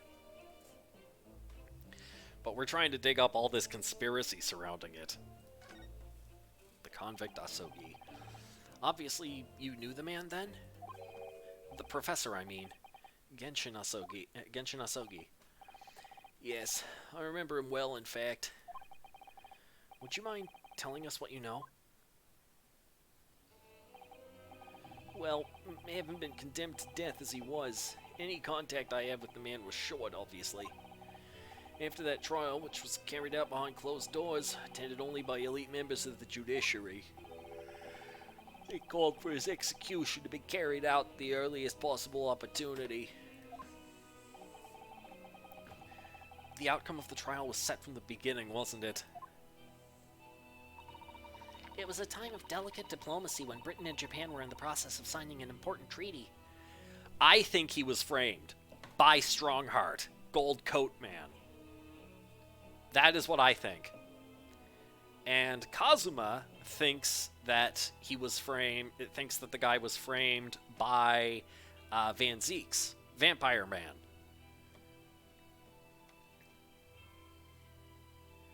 Do note that when I say I suspect Strongheart, I mean I suspect Strongheart. Neither Naruhodo nor Susato here seem to think anything is amiss about Strongheart. I personally, Bill, think that I think that Strongheart was using Van Zieks. That's what I think. I think, yeah. What if they conspired together? If you were to ask Strongheart, that is how he would probably frame it. But we know that, but Van Zieks told us that whatever was going on, he rolled with it because he was cool with the outcome. I.e., crime dropping in Britain out of fear of the Reaper.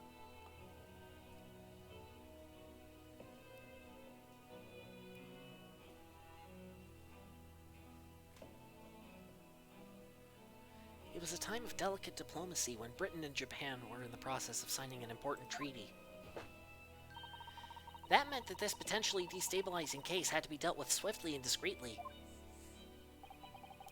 The man had less than a week in total. As I was the chief warder, I oversaw his short stay in the cells until his final hour. I remember being struck deeply by his noble character and incredible resilience. What do you mean exactly? He was a killer of many men, but he was always quiet and polite. He was a gentleman and a man of intellect. In fact, I couldn't bring myself to believe what he'd done, so I asked him one day, "Those 5 members of the aristocracy whose lives were taken, were you really responsible?"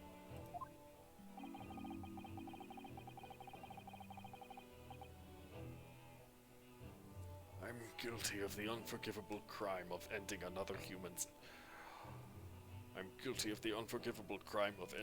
human's life. Yes."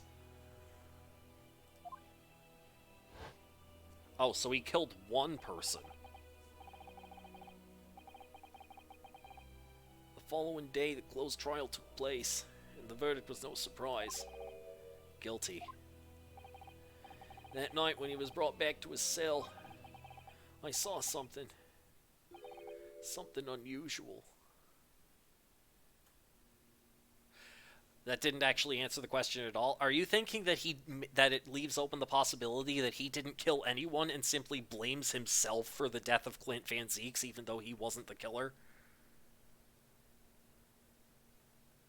Oh, I thought you meant Genshin Asogi's answer to Vigil's question. Oh, you're talking technical court terms now. Yes.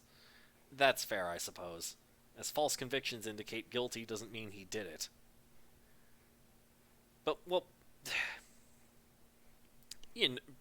I wouldn't go that far, but maybe they do. I don't know. We'll see. I saw something unusual. Something unusual? What? The last will and testament of Genshin Asogi.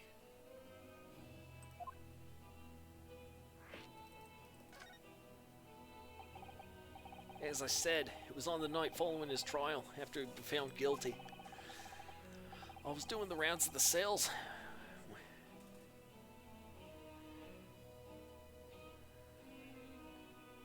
When I looked into Asogi's, I noticed that he seemed to have a sheet of paper in his hand. His last will and testament then, presumably. As soon as he noticed me, he hurriedly shoved it behind his back. But why did you find that so unusual? Isn't it normal for a man to pen a will when he knows his death is nigh? Yes, that's true, but there were special conditions to Asogi's incarceration, you see. What sort of conditions? Well, even though he was held in a cell designed for condemned inmates, he was allowed to keep his personal effects with him, with one exception. Really? He was allowed his things? That is unusual, certainly. Of course, he'd been convicted of killing 5 members of the aristocracy, but at the same time, he was a guest in our country from the Empire of Japan. The powers that be were determined that his final days shouldn't be needlessly uncomfortable. And what was the exception you mentioned to the personal effects he was allowed? Was it a sword? That's the point. He wasn't permitted to have writing materials. Specifically, no pens or paper. What? That's weird. So, he was prevented from leaving any written record of what had happened to him? Yes, that was the long and the short of it.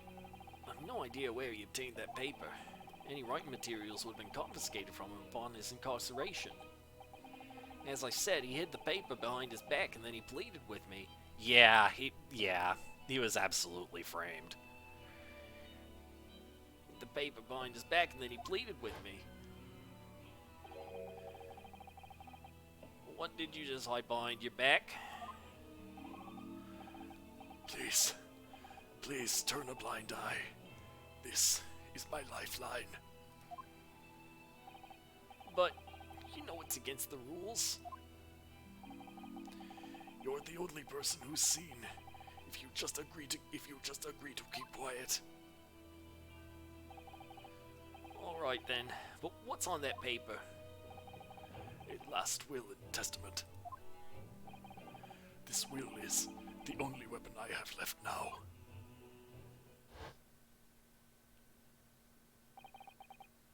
How can a will be a weapon?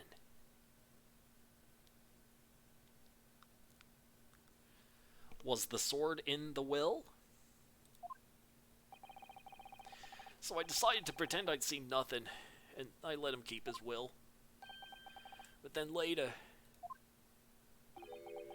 it just seemed to vanish without trace. What? What do you mean it vanished? It would seem that isn't the end of the story. Isn't the end of the story of this mysterious will?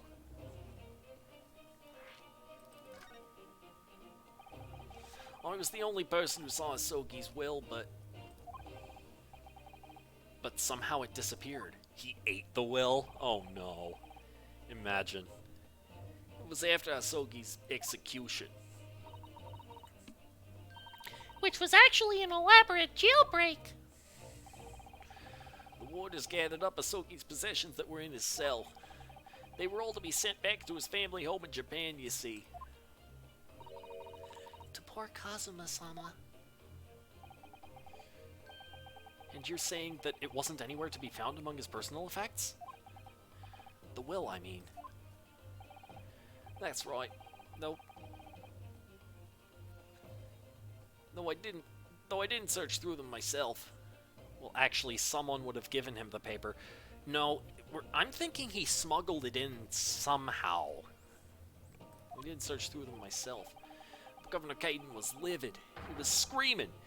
He was screaming again. It had disappeared completely. That doesn't quite make sense, though, does it? In what way? Well, we'd understood that only Mr. Vigil was aware of the will's existence.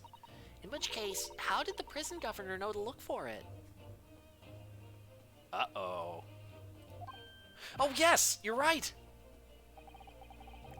I really don't know how he knew. But it certainly seemed as though he knew of the will's existence from the outset. Only he didn't refer to it as a will. What he said was the Asogi Papers. The Asogi Papers? I really can't tell you anything of the subsequent events. Because, well, what happened? Your dismissal, and the way you blocked it all from your memory.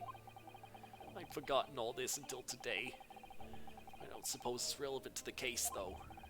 Well, anyway, thank you very much for sharing it with us, Mr. Vigil. We're very grateful.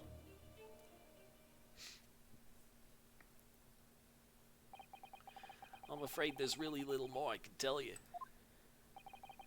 My wife Evie will be here shortly, so I do hope I don't appear rude, but... No, not at all. Thank you again. But what'll become of you now? Well, impersonating a police officer is a criminal offense, of course. I imagine that once I'm fully recovered, I shall be arrested. I'm so sorry. Don't be, please. This was all my own doing. I always knew that this day would come. Well, I wish you well. Goodbye, Mr. Vigil. Ah! Well, before you go, there's just one thing. Oh, yes, what is it? My controller just shook so hard it fell off my desk. Yes, what is it? The Asogi papers. I'd be very grateful if you'd make no mention of the things I told you about them. Presumably for some good reason. It's my understanding that their very existence is a closely guarded secret. If it became known that I'd remembered, well, it could be rather troublesome, I think. I understand. We're gonna have to throw him under the bus in the court again, aren't we? Some sort of will that Genshin Asogi penned just before his death, which the man himself claimed was his last weapon. Is it supposed to pantomime snapping his neck? I think it is. I think that's exactly it, Kecleon. Good catch. Very good catch. I wonder, perhaps it had something to do with his plan to escape. If there's anyone who might know more about a document that Kazuma's father left behind. It'd be Mr. Vigil's governor.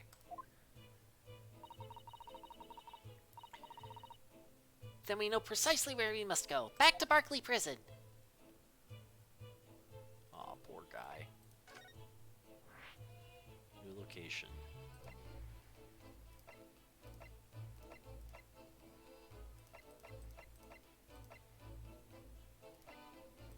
Let's go to the prison governor's office. 2nd November, Barclay Prison. Governor's office. Oh! Back again, are you? Yes. Hello. I've heard all about your investigations. I read the report just now. You found him, eh? Vigil. Yes, luckily. Well, anywho. The laddie doesn't work here no more, so your case is not to do with Barclay. I wouldn't like you. You get the wrong idea about that. Of course, yes. Mr. Vigil stopped working here 10 years ago now, so... Yes, we've seen his dismissal notice, haven't we? He was given the chop. Hey, come here. You can very well. So how about the wee handcuff biscuit? Oh, they really are like little handcuffs, and as hard as irons, too. So, what's brought you down here today? Well, there's something else we'd like to ask you about, actually. Is that so? We believe there might have been a document that disappeared from Genshin Asogi's cell. I think it's been called the Asogi Papers or something. Uh-oh. Did I no say? Gregson's death is not to do with things that might have happened to Barclay. Gregson's death is not to do with things that might have happened to Barclay. Leave the past in the past, laddie. Let's not further about with irrelevant details. His expressions changed completely. We're clearly onto something here.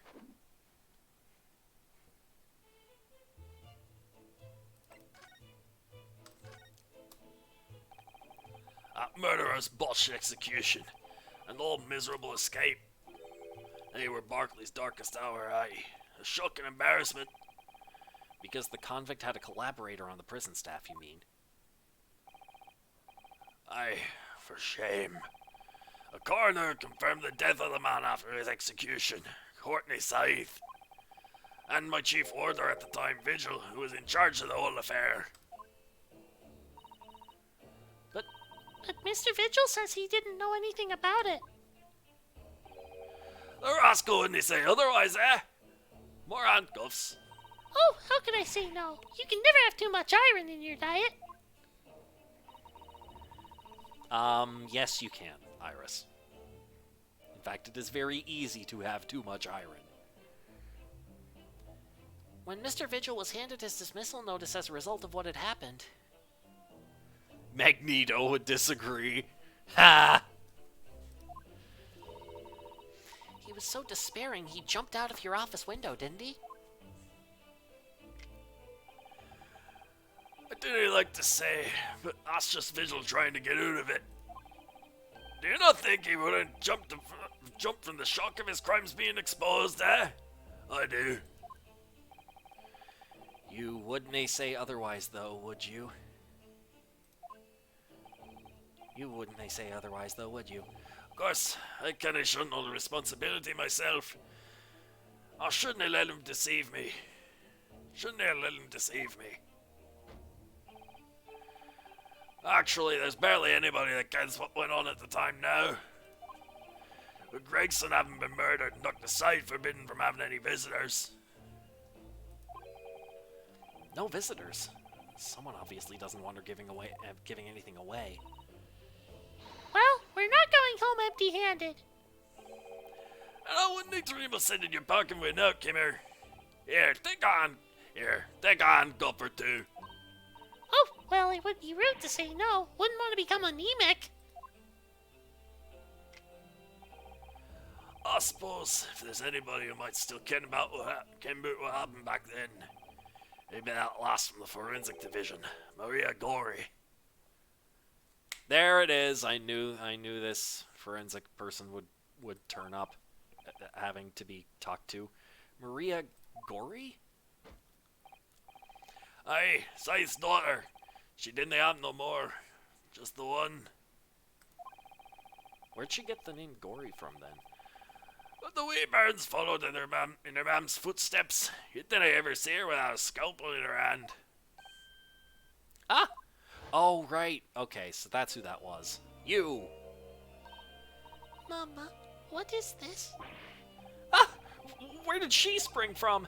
And did she just call the doctor Mama? Dr. Scythe's daughter, Maria Gorey. We could do with talking to her. So, she's Dr. Scythe's daughter, but her surname is Gorey? Aye, there's some family history, I'm sure. But I didn't ken the ins and outs of it. She grew up watching her mum working with the bodies of folk who died in strange circumstances. Decided to do the same with her own life. I can't understand it myself. Perhaps she was driven by a deep respect for her mother. Perhaps. Anywho, she was in charge of Gregson's autopsy, I believe. Right. And the coroner responsible for this incomplete report. I keep thinking he's pulling out a gun, but it's just a comb. Someone told me once that the wee lassie always loved her mam's stories about cutting up bodies. There's even a rumour that she used to listen to the funeral march as a lullaby. Well then, perhaps her mother might have told her about the autopsy from the case 10 years ago. Aye, I'd say there's a fighting chance at least.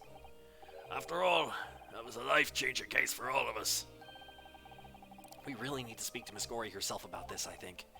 Well, thank you very much. I'm not happy about any part of this. It took years for Londoners to finally forget the whole professor business. Maybe he just has an itchy scalp. I mean, this level of stress can do that to you. To some people. Whole professor business. Can you not give up on this, laddie? Stop asking pointless questions. I'm sorry. I don't like dredging up these painful memories for everyone. Can you not just stay away now? Leave me alone and didn't come back here, eh? Nope, I still have one more question about the papers. How'd you come to ken about the papers, laddie? There's not many folk even here in the prison who've heard of those papers. Well, I can't tell him Mr. Vigil told me. I'm afraid our sources must remain confidential, sir. We've been led to believe the papers are actually a last will and testament. Is that right? The professors, or rather Genshin Asogi's.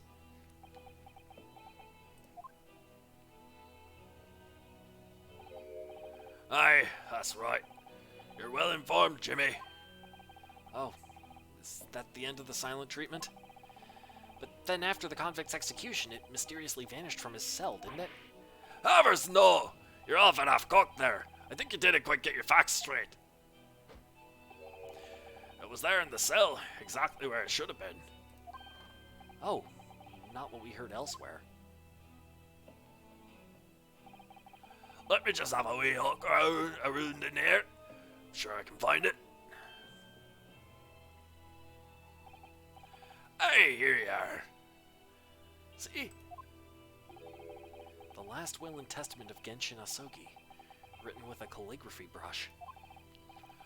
Of course I can't read a word of those Japanese squiggles. But I mind it says he leaves all his worldly possessions to his son back in his homeland. Yeah, that was easy. Are these fake? Yes, that's correct. That's the gist of it. Yeah, that's what I'm thinking, Sparkle. This may be a forgery. So these are the Asogi papers? Aye, of course they are. Papers written by Asogi, neither about it. There's no mystery here, laddie. That's your lot. After all the trash of that slicer of an execution, we sent the man's possessions back to his clan in Japan, and that was the end of it. I think we ought to make a record of this, Mr. Naruhodo, just in case. The Asogi papers have been entered into the court record. Last will and testament to Genshin Asogi that Mr. Vigil claims disappeared after the convict's execution. One thing before you go on your way, Mr. Naruhodo. Oh, yes? Those papers had naught to do with Gregson's death. I'd prefer it if you didn't make no mention of them outside this office.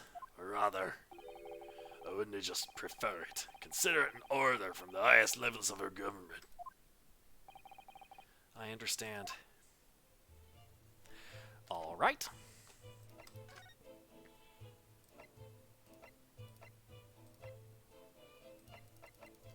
Where is Gory? Well, I have a couple things to show Kazuma. And I also have a couple of things to examine. Like this. Okay. I, Genshin Asogi, hereby request that upon my death, any and all material possessions and wealth belonging to me in London be delivered to my son Kazuma Asogi in the Empire of Japan. It is with deep sadness that I accept my fate in this foreign land and the knowledge that I will never see my homeland or family again, but I regret nothing about my chosen path. Kazuma. I think you need to see this.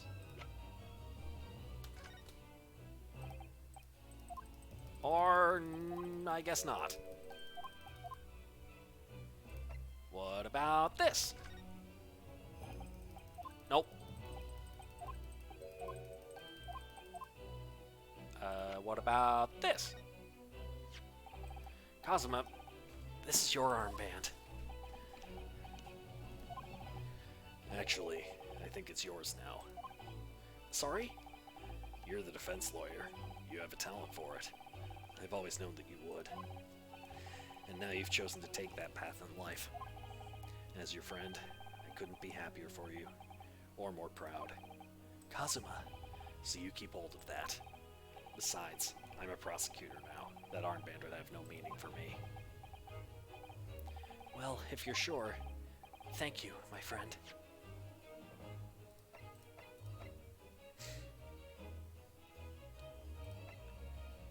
Let's see.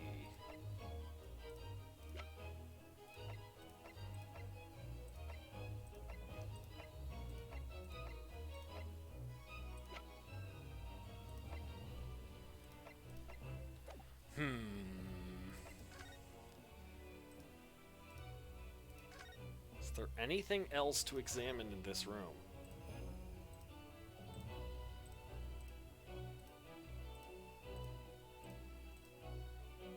Anything at all?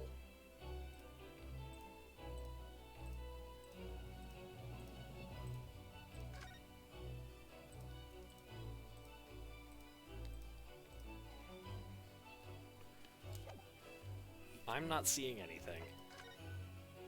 Let's see. No,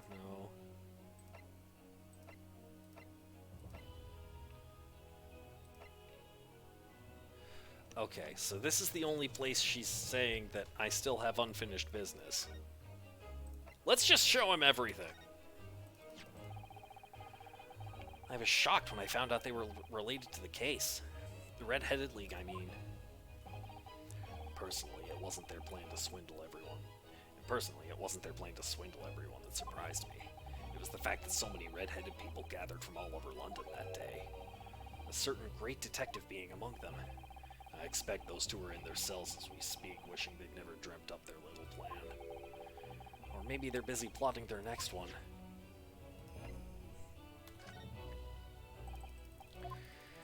Blah-blah-blah-blah, blah, blah, blah, blah, blah, blah. So it's not that. It's not this.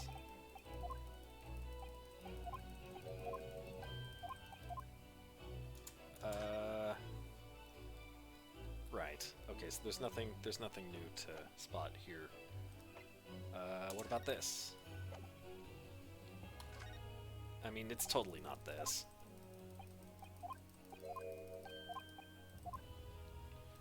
Is it this?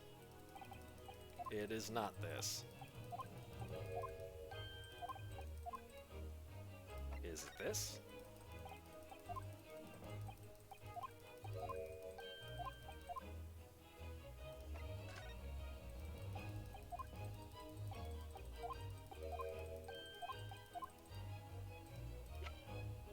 Wait a minute. Idea.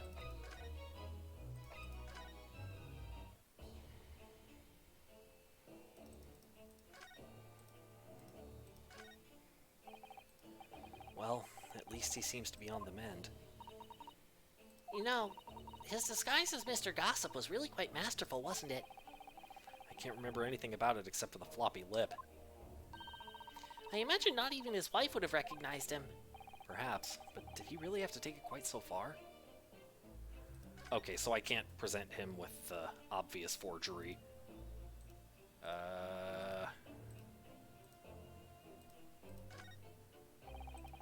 are all sorts of medicines in this cabinet. Look, I'm not sure if it's safe leaving them in reach of everyone like this. Yes, you're right. I can imagine if you were peckish, you might try some of the pills. Well, at least there seems to be a little lock to secure the cabinet doors. I don't imagine that would stop you if you were hungry. I worry that you'd break the lock. Hunger doesn't turn me into a criminal, you know, Miss Susato. Dog 2. Rest in peace. Oh, look, a pair of crutches. Before we came to Britain, I hadn't realized they were used here as well. I imagine they were imported into Japan from Great Britain in the first place. Oh, so no one in all of Japan broke a leg before their arrival? Anyway, the sight of these things doesn't bring back good memories for me. Oh dear, did you injure yourself once? Need to use some? When I was little. I thought they looked fun, so I borrowed a pair to play with. But then I slipped and sprained my ankle. I see. They contain powerful magic, those wooden staffs. The power to heal and the power to harm. I think a certain cheeky little boy managed to cause the harm all by himself. Ah, patient treatment notes. What do these say, I wonder? Endlessly obliging. I suppose that's referring to the patient in this bed. I would think so, and until Mr. Vigil is a little more stable. It's probably just as well that he has a kindly person in the neighboring bed.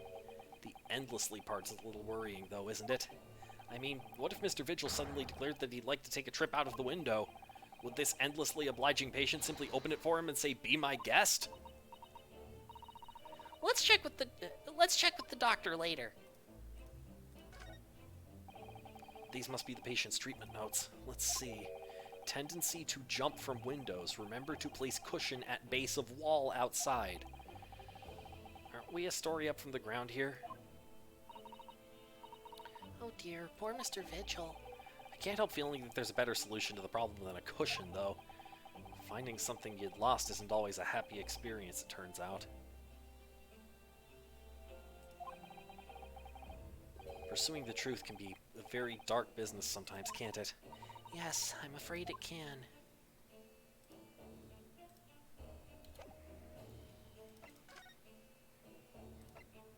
All right, let's go back here and keep showing things to Kazuma. We were here, I believe. blah blah blah blah blah blah blah blah blah blah blah blah blah blah. This? Blah blah blah blah blah blah blah blah blah.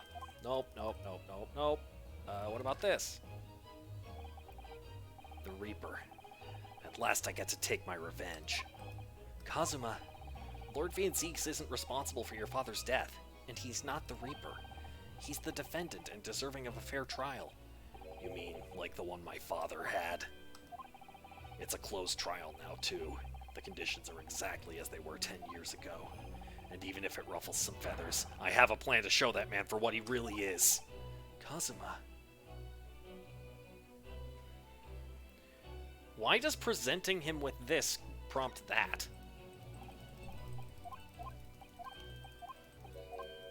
The papers? Okay. Nope. The papers... No, he's still not responding to the papers.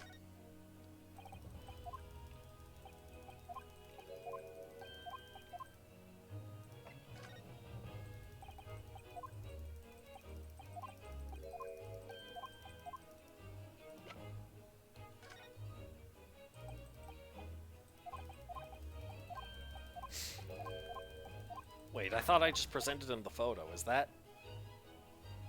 It's... Yeah, it's the same dialogue, I guess.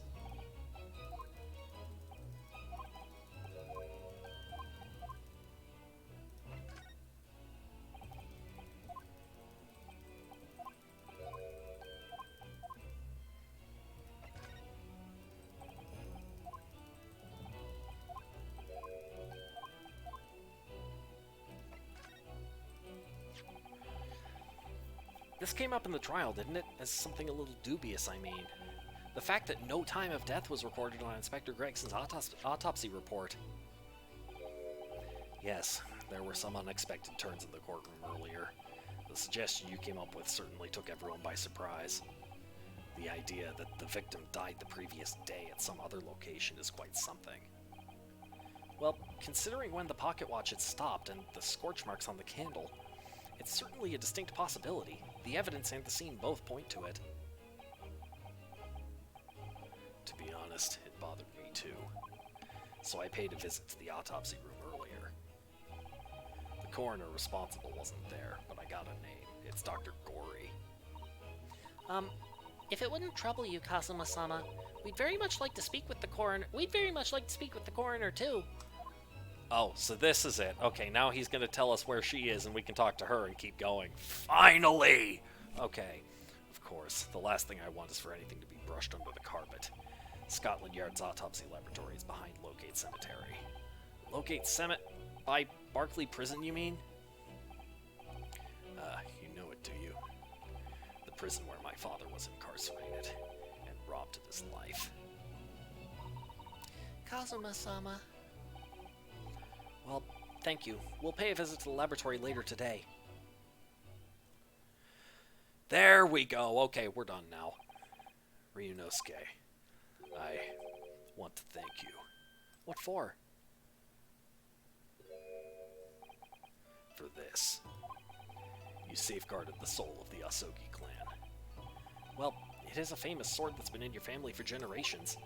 My only slight regret is that I never got the chance to draw it before I returned it to you. You got pulled away. The autopsy report. Presenting him with the autopsy report prompted a conversation about the coroner, Dr. Gory, and he told us where she is. So now I guess I can go see her. Finally. Karuma is said to have been forged by a master swordsmith during the Sengoku Warring States period. I come from a long lineage of warriors, many of whom were expert swordsmen. Well then, you're a chip off the old block, I'd say.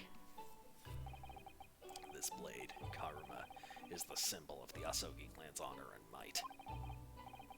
Apparently one of my father's apprentices even took the blade's name for his surname. You'll be right back again, need to put away some stuff. Okay.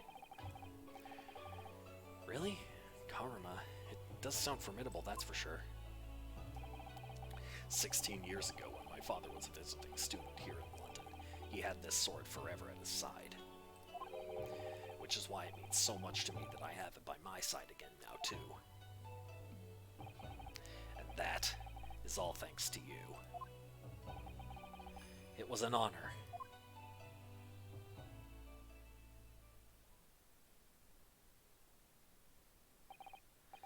Now, I have preparations to make for tomorrow. Perhaps I said a little too much. Kazuma, you've changed. No, Ryunosuke, I haven't changed at all. It's you who's changed. I can completely understand your resentment of Lord Van Zieks given what happened. But the fact is, those events and this case are, well, unrelated. Is that what you want to say? How can you be so sure? What do you mean? Never mind. That man is the Reaper, and it's for that reason that the Inspector was killed. I'm gonna prove as much in court tomorrow, by whatever means necessary. I can't let you do that, Kazuma. I know you'll do what you have to as a lawyer, but I'm sure I don't need to tell you that I won't be taking any prisoners in the courtroom. I would expect nothing less. Until tomorrow, then, in the Old Bailey.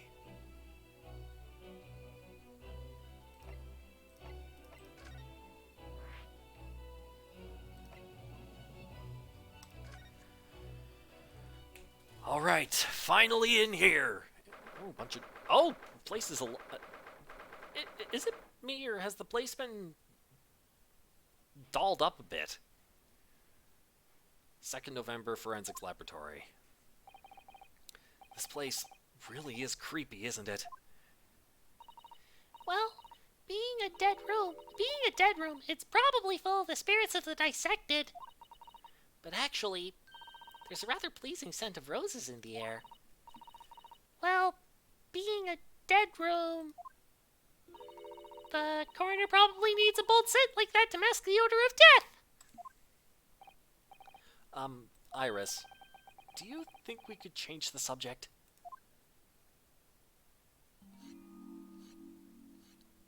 Well, that's creepy. What was that?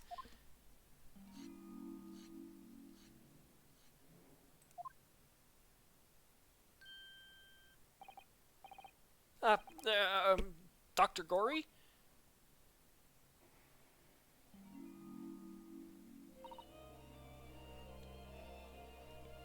What? That noise before. I was sharpening my tools. I'd be dead meat if I didn't keep a perfectly keen edge on them.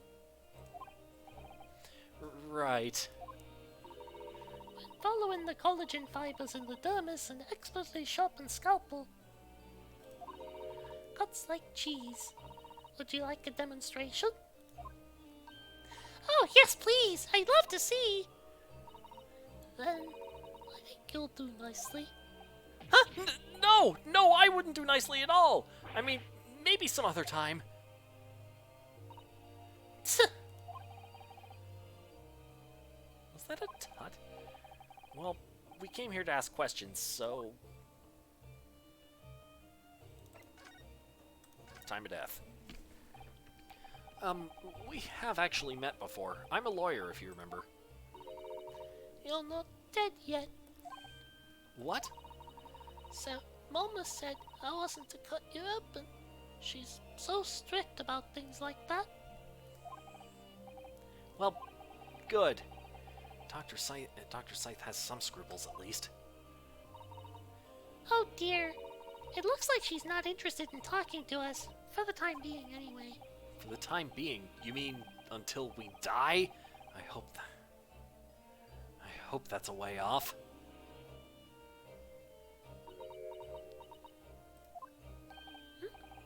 Sorry, but I wasn't planning on dying anytime soon. Surely there's some less drastic way of making her listen.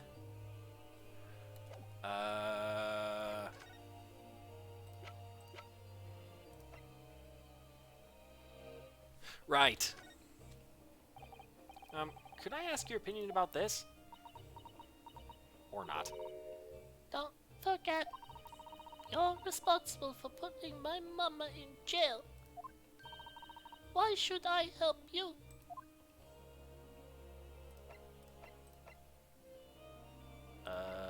Good question.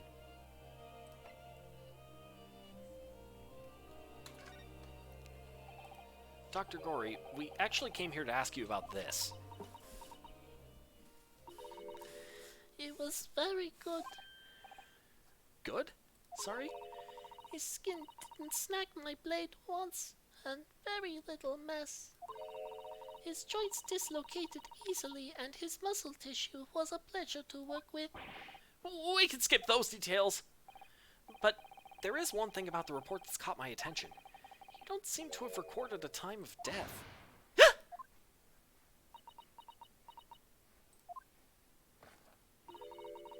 That's not my fault. Oh! That made me jump. Then please, tell us what happened. Here we go. So, why doesn't this autopsy report include the victim's time of death, then? It's really the most crucial detail. I was told not to write it. What? By whom? Man, Strongheart, There it is! He totally did it. the Lord Chief Justice, he came here. Lord Strongheart came? He said that from the witness statements about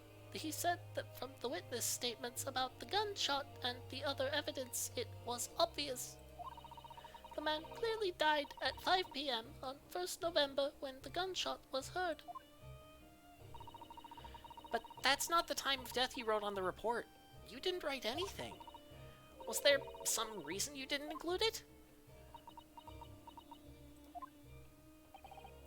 Dr. Gory, if you're hiding something under Lord Strongheart's instructions, then sooner or later you're gonna go the same way as your mother. Uh-oh.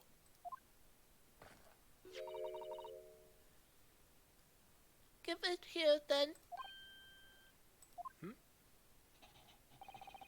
What's she scribbling so furiously?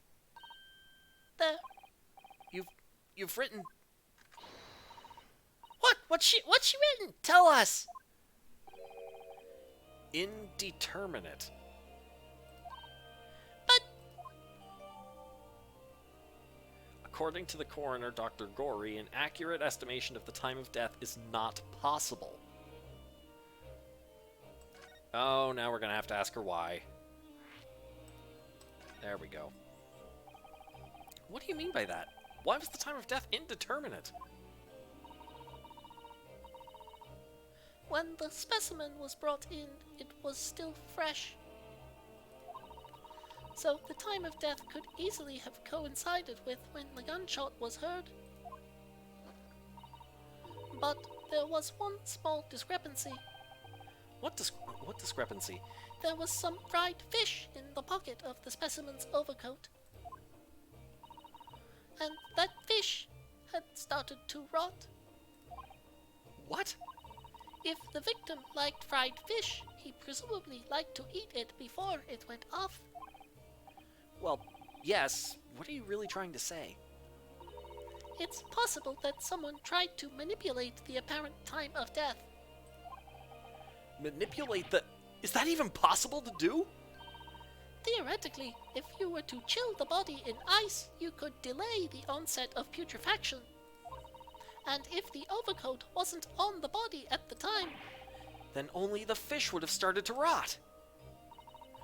with today's science, it's not yet possible to determine if the body was chilled or not. But today's science is advanced enough to let you freeze a corpse, it seems. But surely, to chill a corpse like that would require an enormous electrical refrigerator. And I don't imagine many households in London are equipped with such a device. No, definitely not. But maybe in a factory or some other special places? I don't recall seeing any factories or such like on Fresno Street, though. I wonder if the inspector's body had been chilled somehow, what might the actual time of death have been? I couldn't say for sure. But at the most, it might have been a day earlier. No! In other words, it would corroborate your previous deduction, Mr. Naruhodo. That Inspector Gregson was killed the day before his body was discovered at a different location. Did you inform Lord Strongheart of this possibility? He simply said that there were no electrical refrigerators of that size in the vicinity. Yeah, Strongheart's totally guilty. Oh, yes. Oh, yes, one other thing. It's something the governor of Barclay Prison told us. He said that your mother, Dr. Scythe, was responsible for confirming the death of the professor after his execution. The professor? Apparently you always enjoyed listening to your mother's stories about her work, so we were wondering if you might know something about what happened 10 years ago? That's not all Mama did. Sorry? My mama carried out the autopsy of Clint Van Zieks as well. What? Really? The brother of Lord Van Zieks, the professor's final victim. The idea of carrying out an autopsy on a member of the aristocracy was completely unthinkable back then. But the detective in charge of the investigation insisted, and it was miraculously authorized. That detective being Inspector Gregson, of course. Quite an accomplishment for one man. That autopsy provided the vital clue needed to arrest the killer. And Mama was there for that historic event. What does all this mean? You know, that amazing autopsy happened here, right here in this very room. The professor and Clint Van Zieks. They both spent their final moments before their burial on that dissection table there. So this lab, Mama's lab, was instrumental in some of the country's most important events. She really is proud of her. She really is proud of her mother. She really is proud of her mother. I wonder if you tell us more about exactly what happened back then, Dr. Gory.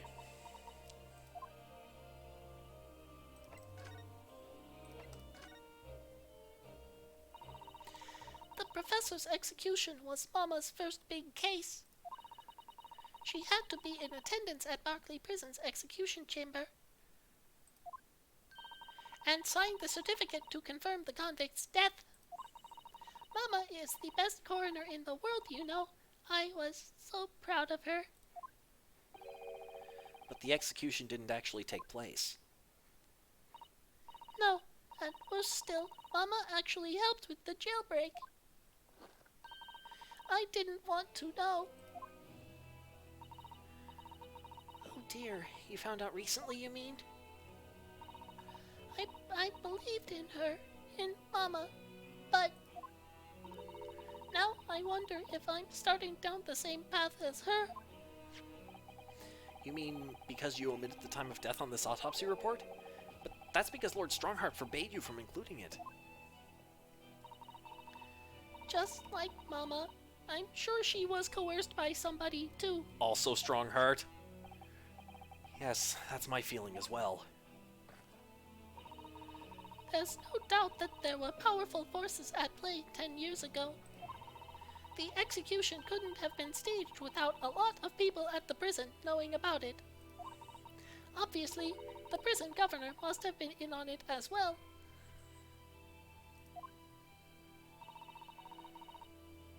The big man with the little handcuffs? According to what he told us, he was tricked by the chief warder. He says he knew nothing about it. Of course he said that. I'd say the same thing. Ryunosuke pointed that out at the time, too. Just who was behind that jailbreak all those years ago?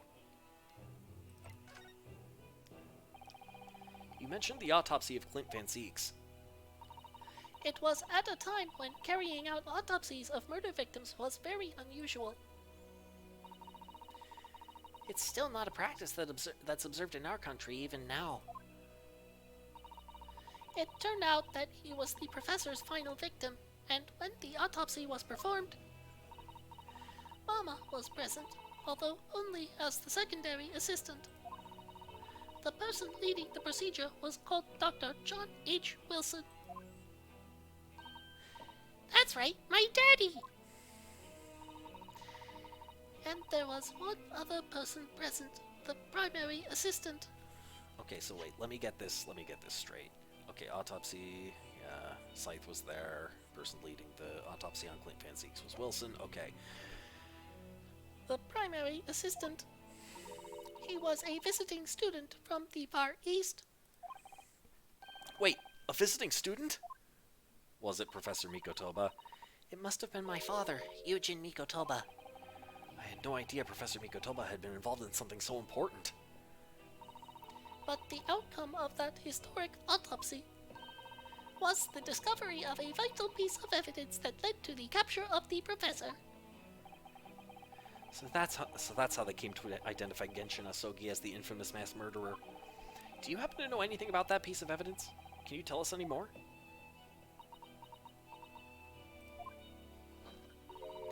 Would you like to see the records for yourself? Would that be all right? What's the point of keeping records if people can't look at them? They're filed under V at the back of those cupboards, with the other records from the last decade. Thank you! Was that V or 5? Oh, Van Zieks. Let's see. Van Zieks. Why didn't they put it under Z?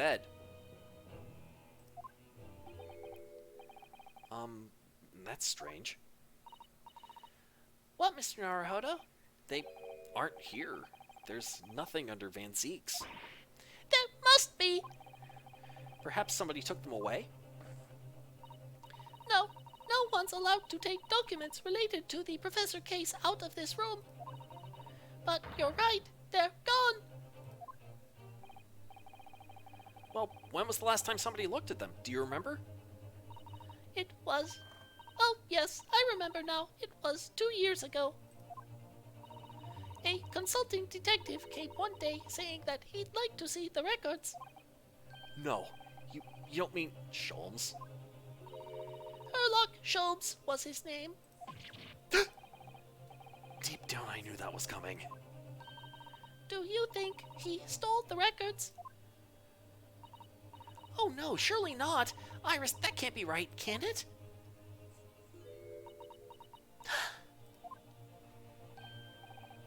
Iris? Oh, she knows something.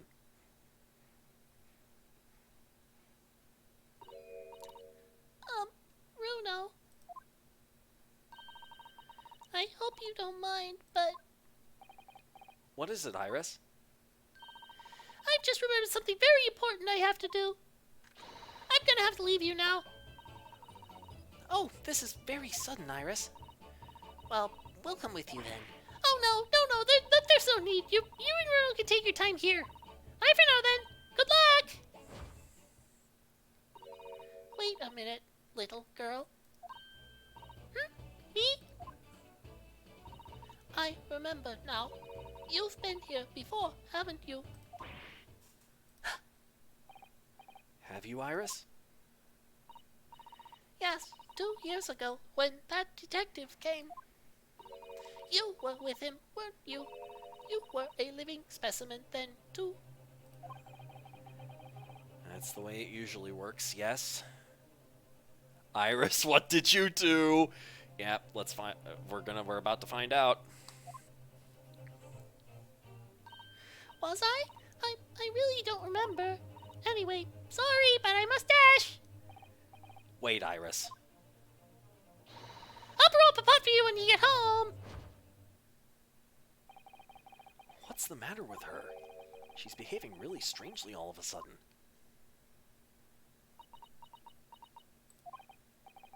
Well, in that case, we won't keep you any longer either. It's been quite a while since I had any visitors. This was really fun. But next time you come, I'd prefer it if you were ready for dissection. I can't make any promises, sorry. It's a bit strange that the records of Clint Van Zieks' autopsy have disappeared. think we've asked all we came to ask now.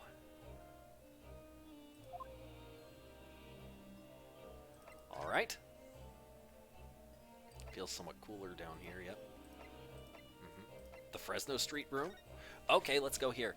Oh yeah, I realize I'm over time, but like as usual, I'm just gonna go until we reach the end of this section, and then end it there. 2nd November, room on Fresno Street.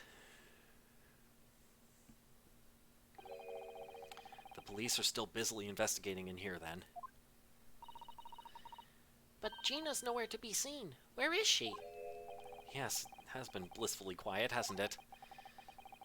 Perhaps she's out investigating on her own, practicing what her boss taught her. Well, I expect she'll be back before too long. Shall we wait? Actually, what's that? There's something different about this room since the last time we were here, isn't there? We could always use the time to investigate more thoroughly. Oh, wait a minute. That's broken. Was that always broken? It appears to have always been broken. Okay, what's this? This little trunk wasn't here before, was it? Oh, it appears to be made of metal. And it has a gash in the side. Must be very heavy. I wonder to whom it belongs. There are some initials on the outside, look. TG. Tobias Gregson. Let's ask one of the policemen if they know how it came to be here. Oi! What do you think you're doing? That's my truck, that is! Hands off! Oh, I see. Gina! Where were you hiding? Oh no!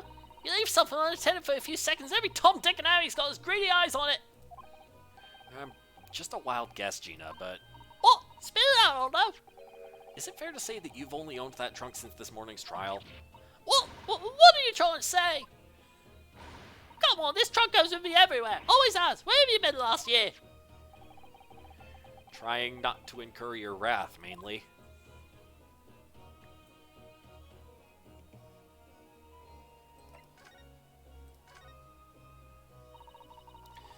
You should hear them talking at the yard now. They should be ashamed of themselves.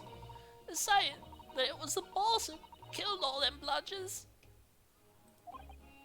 Ah, you mean the whole Reaper thing? Yeah.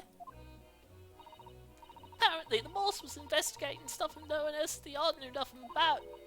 Stuff to do with all them criminals were got off scot-free. Yes, the ones prosecuted by Lord Van Zieks who used bribery and corruption to evade conviction. Well then, obviously it was that bloomin' Reaper giving the orders, wasn't it? But why would people be suspecting Inspector Gregson of being involved in the killings? There was a notebook hidden in his office. Oh no, this doesn't sound good. It had details about all the crimes that have been pegged as the Reaper's work. What? No! Did you see it, Gina? Did you see that notebook? They wouldn't let me, because I'm just an apprentice, apparently. But it was me who found it, and it was my boss. That's right. I was pretty miffed about it, so I'll sneak a peek at what it said anyway. Oh, that's our Gina.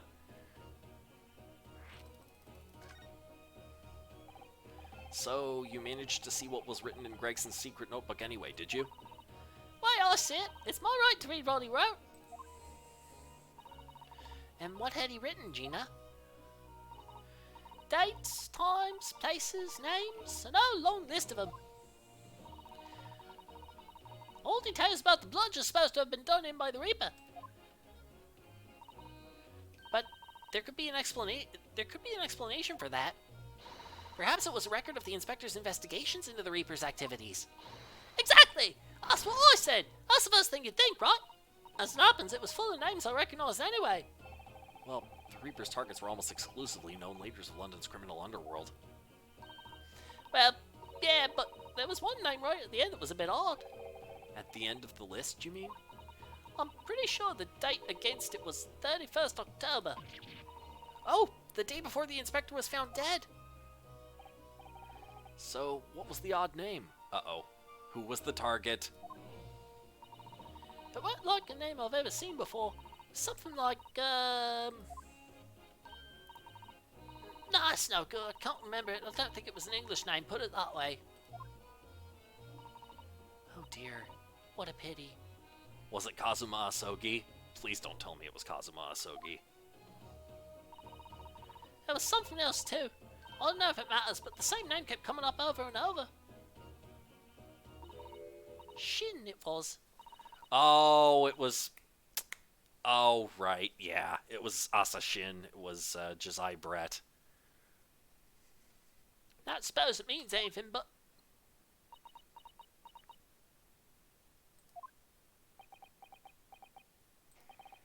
Did you say Shin? Ah! What? It does mean something! Lord Van Zieks knew the name too. He mentioned her as well. The woman who actually did the deeds. And now we find out her name appeared in Gregson's secret notebook. We haven't seen you for a little while, have we, Gina? Well, of course not. I'm busy, ain't I? Investigating and that. Well, that's the odd trying to trace the boss's movements the day before it happened. The day before? That would be the undercover investigation into the Red-Headed League, then. And the boss didn't go, did he? You found some cab that was pretending to be him, didn't you, Ardo? Yes, it was Mr. Vigil who actually went to the park on Lime Street that day, posing as Gregson. Well, anyway, you ain't the only one turning stuff up. I got my own ways of getting results. Oh, right. Doggo. When me and my partner here get together, there's nothing we can't track down. Oh, little Toby. He's such a faithful friend. So, have you tracked anything down, then? What do you think, huh? Of course we have. Can't tell you, though. Police business, innit? Ugh. Anyway, point is, if you lot ever need any help, you know who to turn to, right? Me and the around here. Right. Because he looks oh so hellish, honest.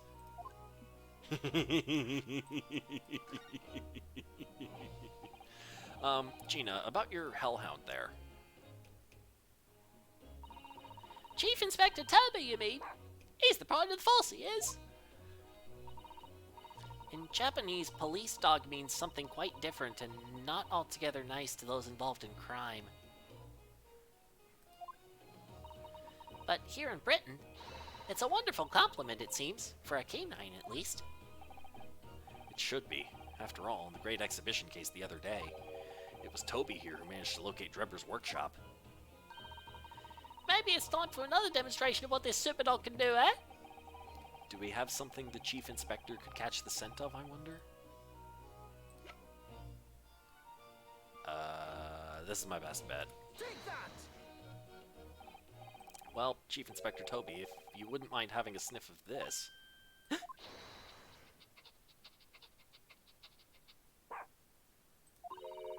Chief Inspector said woof to that, Ardo. Yes, I heard. I think perhaps that particular item didn't excite him very much. Yeah, that makes sense. Hey, you got nothing else? I'll have a think. Alright. We may have to come back here later.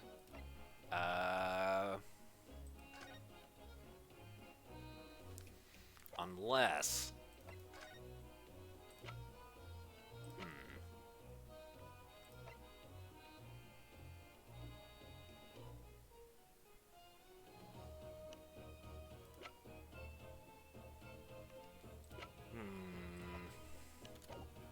Okay. Yeah, we'll come back here later. Right. I need to go pursue Iris. Or apparently not. Where is she? Oops.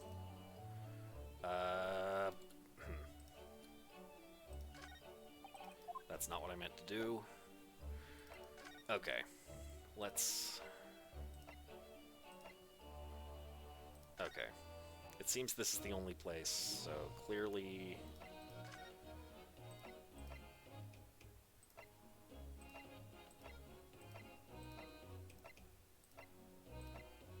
Yeah, no. Clearly I have something that's already, But one moment. What if... No, I've examined that and that.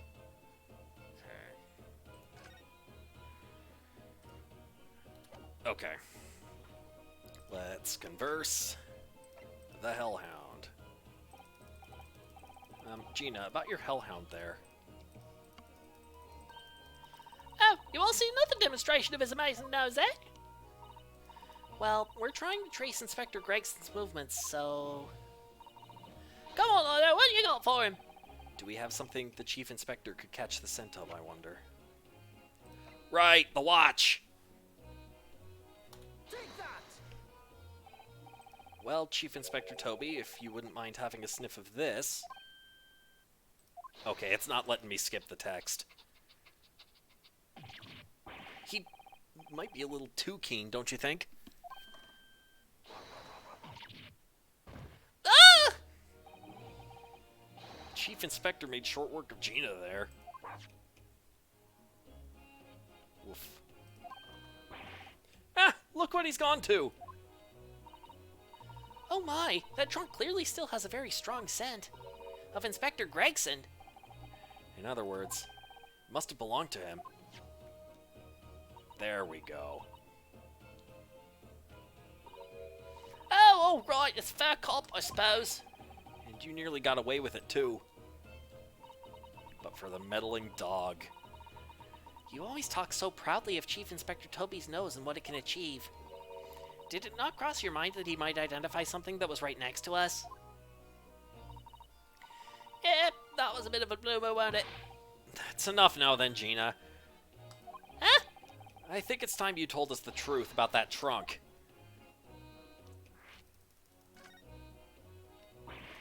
It went like that. It just went. What are you talking about? I know it's going through that head of yours, but that ain't what happened. Alright then, what did happen? Well, like I said before, we were trying to trace the boss's movements. So I let Toby here have a whiff of the boss's overcoat. As soon as I done that, it went off like a shot. Straight to that sandwich. To a sandwich? Not to a bag of chips. Mr. Naruhodo, I believe Gina means the witness. Beppo! Oh, I forgot about that sandwich. Yeah, it did in between them wooden boards of his. The boss's trunk. You mean when they heard the sound like a gunshot and all piled in here? Exactly. He nabbed it from the scene. Goodness. Me and the chief inspector gave that sandwich a good grilling. You know what he said? I thought it might fetch a good price and the chap wouldn't be needing it anymore. So... But that's all I did. Nothing more, nothing less. Would you, Adam, believe the cheek of it, eh? Stealing the dead boss's stuff to flog. So Miss Venus wasn't the only one to meddle with the scene of the crime then. How could they?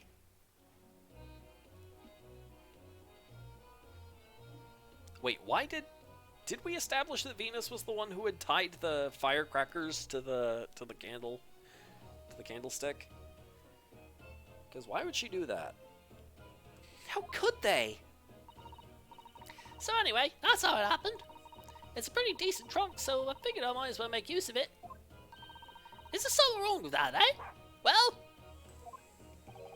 Maybe you and Mr. Sandwich should try to find the answer to that question together.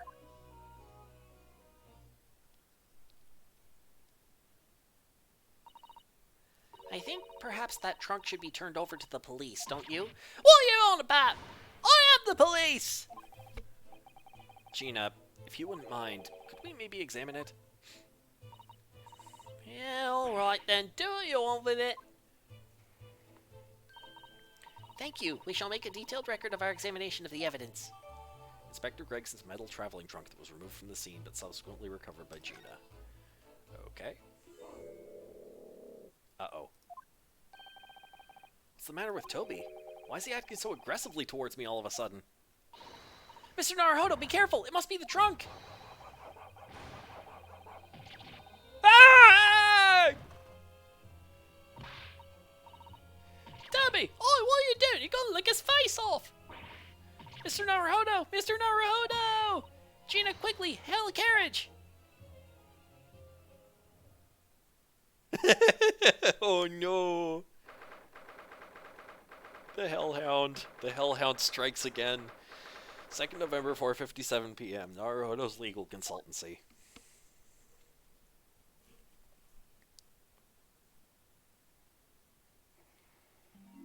Yes, you came back after breakfast to see Naruhodo getting attacked by a dog. Oh, Mr. Naruhodo, are you alright? Miss Susato. Ah, conscious again at last. A blessed relief, my dear fellow. After all, to drop dead after a moderate licking by a small terrier. Most unseemly. What is or isn't seemly is irrelevant here, Mr. Sholmes. I'm so glad there's no lasting damage. How are you feeling? I'm fine, thank you. Did you bring me back here? Ah, what's this on my head? A bandage? Sadly, we had no ice, so that's a compress of sugar water. Sugar water? Don't worry, Mr. Naruhodo. It's a first aid treatment that my father taught me. Oh, thank you. So, let us take tea when you're feeling up to it. But of course, no sugar in the patient's cup. The bump on my head is throbbing sweetly enough, don't worry. Whenever you feel ready, then. Right, what happened over here? My desk is just as it was before I left. Sumi ink and a calligraphy brush, even though we're in England now. That strikes me as typically you, Miss Susato, and typically not you at the same time. Well, I do enjoy all the wonderful new things to come out of the West in the Cultural Revolution, of course. But I'm not ready to give up my brush just yet. And anyway, Susato-san can write more neatly with a brush than most people can with a pen. Practice makes perfect, as they say. Alright.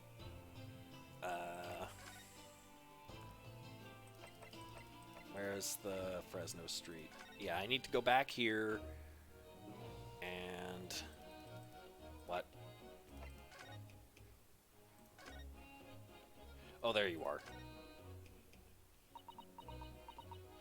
This is for an achievement. Gina, I'm really sorry. It's daft, isn't it? If you asked me a year ago, the cops could go hang for all I cared.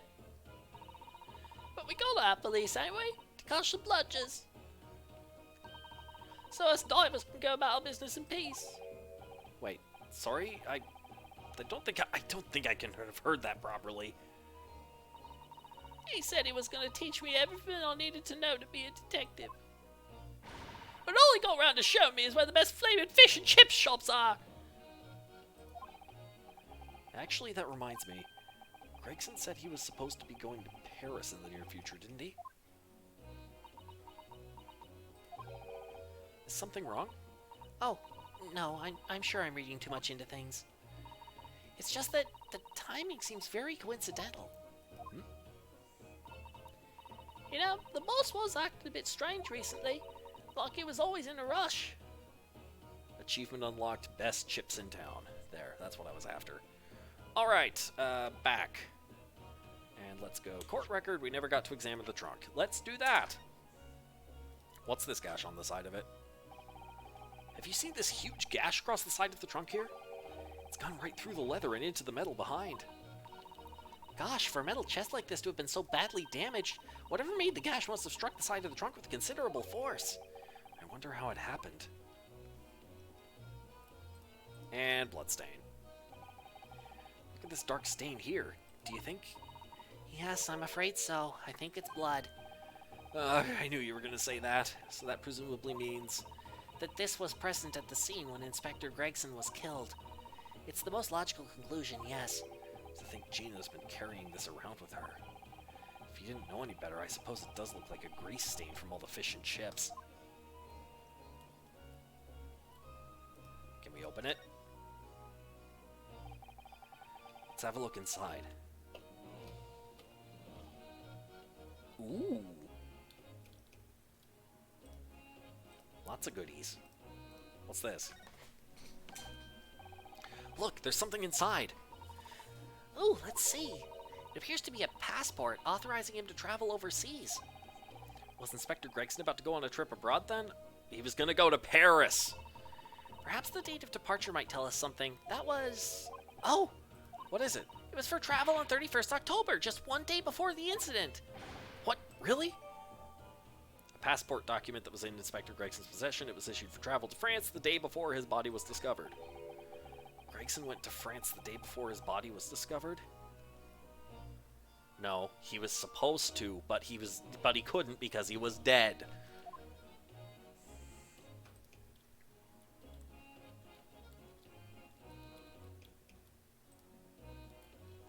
Wait, what?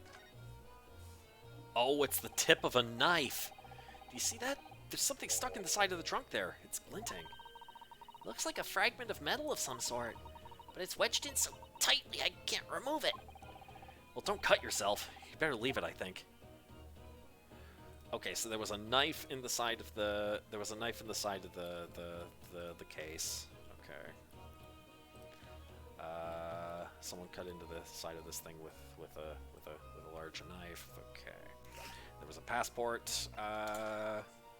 Named Tobias Gregson. Yeah, within 1 week from 31st October. Okay. Destination Port of Dunkirk, France. Purpose of travel, police business. Permission for the applicant and one addition. Permission for the applicant and one additional person to travel. What? One additional person? I mean,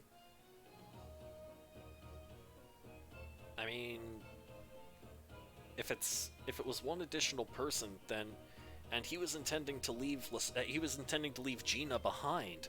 So then, who was the other? Hang on.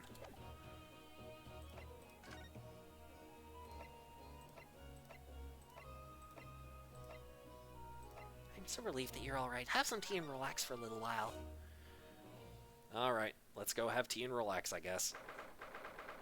2nd November, Sholmes' Suite.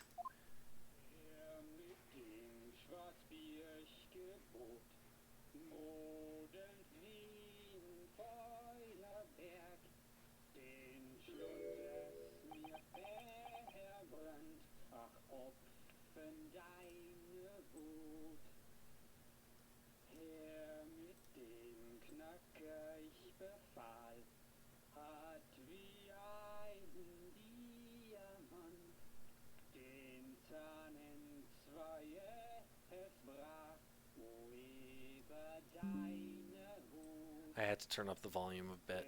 It sounds like someone's singing in German. What on earth is going on in here? Am I having a bad dream? Ah, no. It's an old... Ah, no. It's an old German folk song. Rather a fine rendition, I think. That's the least of my concerns. Iris? Oh, the chest is open. Iris? What's the matter? Uh-oh. Mikotoba got in here and, broke into the chest. Who is that sprawling... that relaxed gentleman over there? That's your father.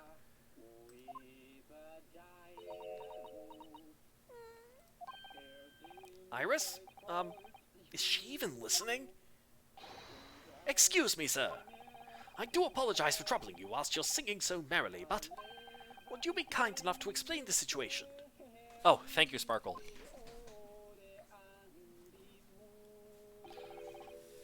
Well, that worked.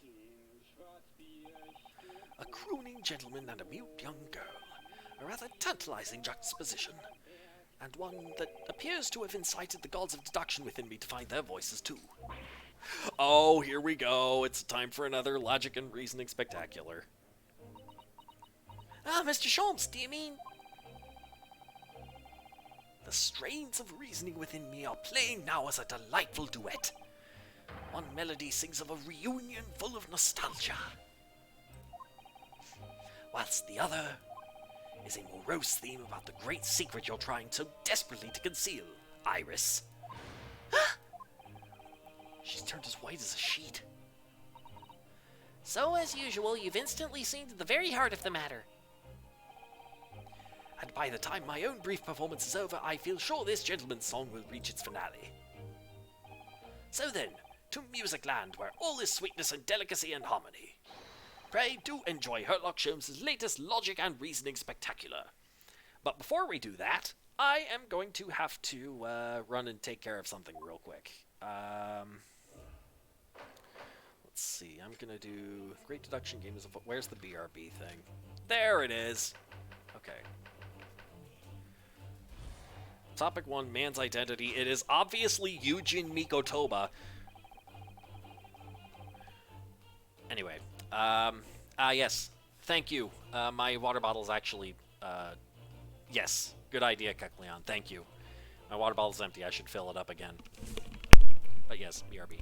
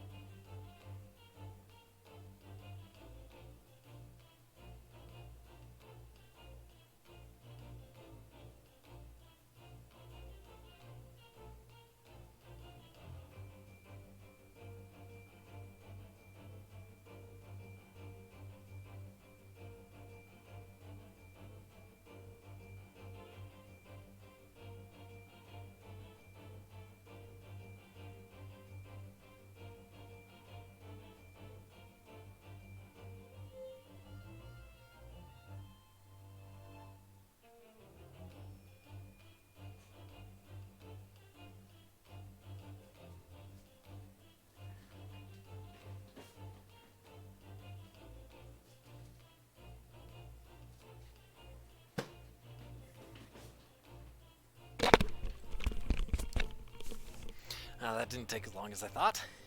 Alright, I'm back. Let's get on with the show here. Firstly, we consider the gentleman's nationality. Clearly, he's a German with no grasp of the English language. As evidenced by the Germanic song he sings and his apparent inability to understand when asked to desist. So, why is the man here at all, and in such apparently high spirits? The answer, of course, Iris, is clearly known to you. Indeed, we need only follow the gaze of those bright young eyes to unravel that particular part of this mystery. The reason for the man's mildly irritating warbling is revealed by the herbal tea. No, the singing is coming from the gramophone. He's passed out.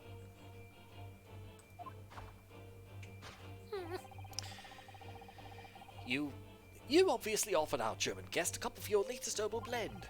The tea's delectable flavor has made the man's spirits soar, and resulted in this joyful ditty tumbling incessantly from his lips. I eagerly await sampling the flavor myself, that I may join the fellow in his state of elation.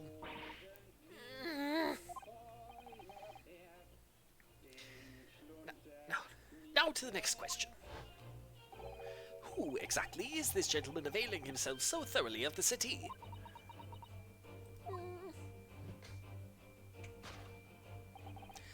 As it happens, a number of years ago now, a certain gentleman of German origin engaged my services in solving a particularly delicate case. He required the retrieval of letters once sent to an acquaintance that might have proved problematic. In order to conceal his noble identity, he also arrived at my office in a mask. The gentleman's name was Wilhelm Gottsreich Sigismund von Ornstein.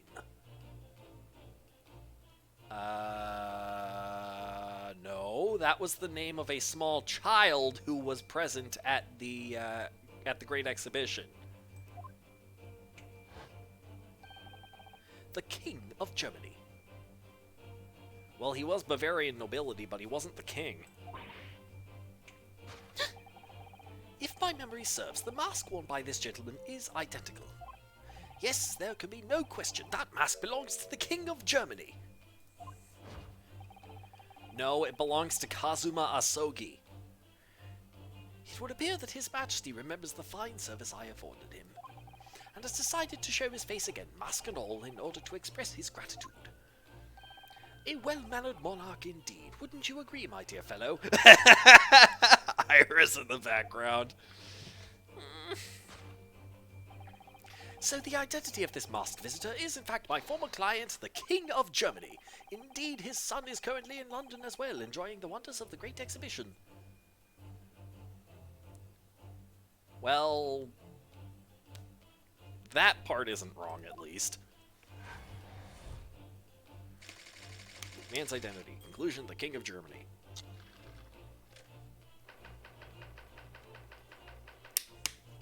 Topic 2, girl's silence. Which leaves us with one remaining imponderable. Yes, you, young Iris. But your apparently inexplicable silence is unable to hide the truth. Yes, the reason for your muteness is concealed inside that knapsack. No, it's not. A £5 note, I believe. I must say, as your compatriot, I'm deeply saddened. It would appear that you've allowed yourself to be bribed into silence by His Royal Highness, earning yourself some spending money in exchange for keeping quiet about the King's secret. And now the final piece of the puzzle. What is this secret you strive to hide with your silence, Iris? Ah yes, we need only follow that brief involuntary twitch of your eyes to find the answer. What's that?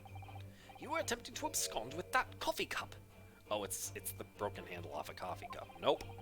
My favorite coffee cup, in fact. Or should I say, the handle of my favorite coffee cup.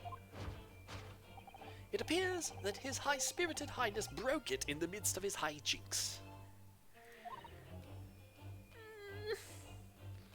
You think he's right about the paper being important, but you love this leap in logic. Yep, that's That's Sholmes for you. Which leads us to the sad truth. My favorite coffee cup has been broken by the King of Germany, and Iris, you tried to conceal it from me. I shall have a bill sent via governmental channels to the German royal family for its replacement.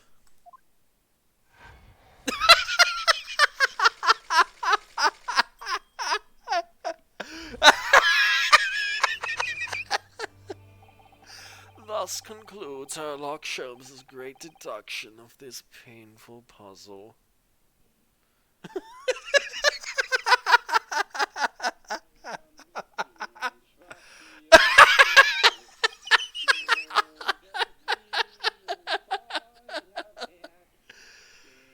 Oh, what am I laughing about? This is such a tragic moment. A moment of silence, if you please, for Sholmes' favorite coffee cup.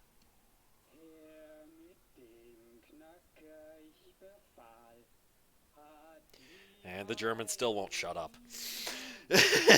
Your Majesty, please pay me for my coffee cup.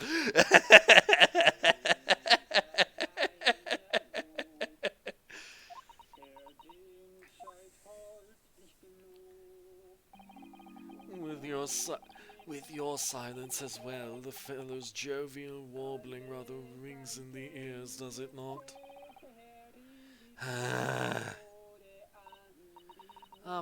Mr. Sholmes, I must say something does rather trouble me. Pray, Mr. Zato, do tell. His Royal Highness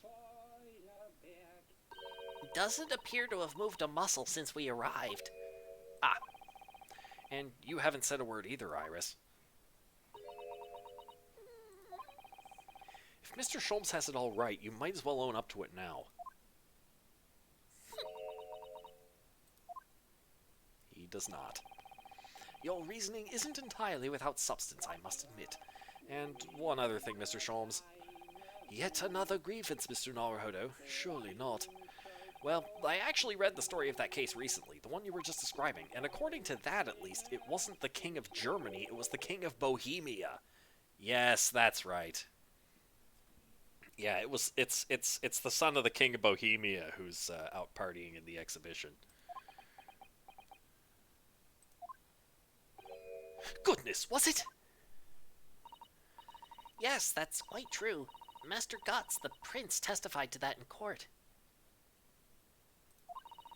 In his words, I have come to see the great exhibition all the way from my home in Bohemia.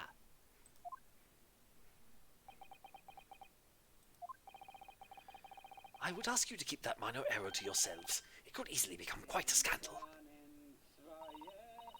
I believe, Mr. Naruhodo, that it's our turn now to make some corrections to a number of minor errors that may have slipped in. Yes, even Mr. Sholmes is willing to admit he might be slightly wide of the mark this time. Although it's clear that Iris is definitely hiding something. We need to find out the truth behind this mysterious scene. But one truth is incontrovertible. My favorite coffee cup is no more. So, shall we embark again on a joint presentation of Sherlock Holmes' Logic and Reasoning Spectacular? Course correction. Hold it, Mr. Sholmes.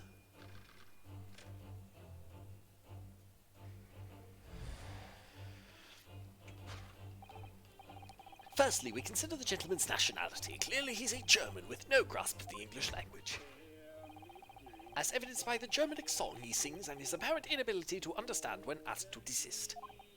So why is the man here at all, and in such apparently high spirits? The answer, of course, Iris, is clearly known to you. Indeed, we need only follow the gaze of those bright young eyes to unravel that particular part of the mystery.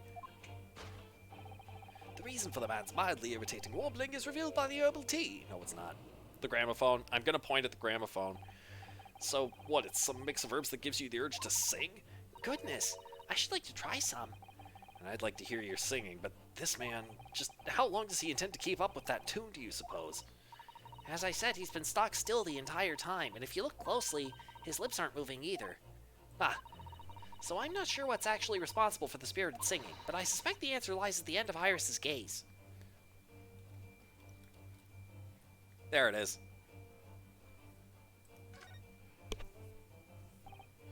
Wait, this is a gramophone, still rarely seen in our own country.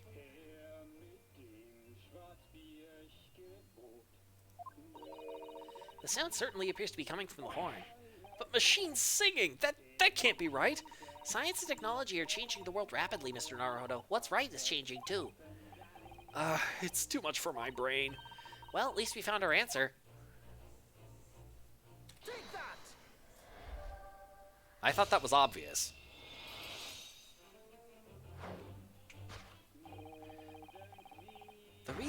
The reason for this man's mildly irritating warbling is revealed by the gramophone.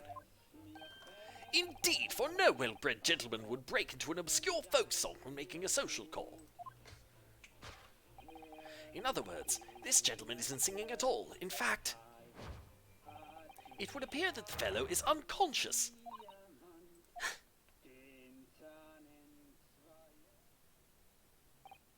I don't know, have you met me?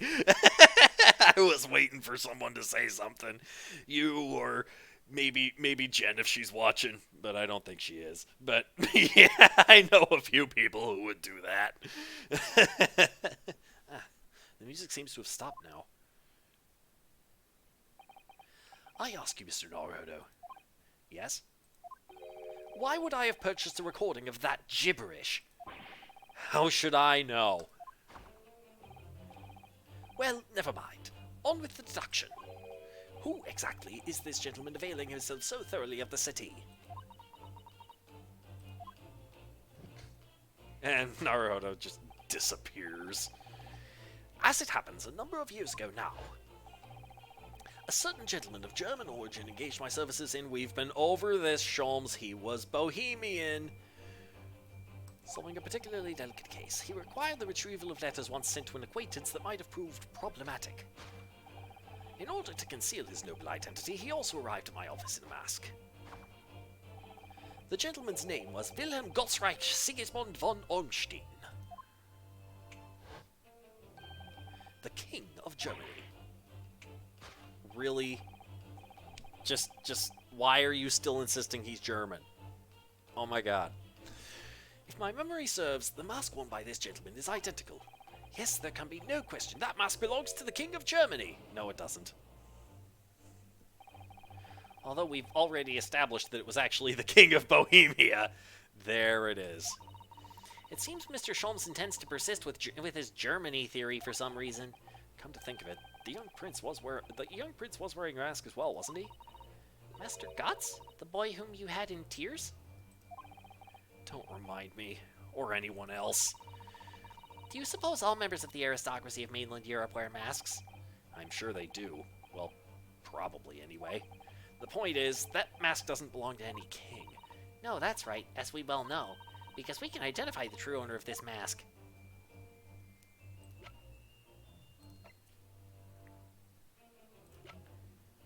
Nah, it was Maria Gori. No. It was, Venus. No. It was Kazuma.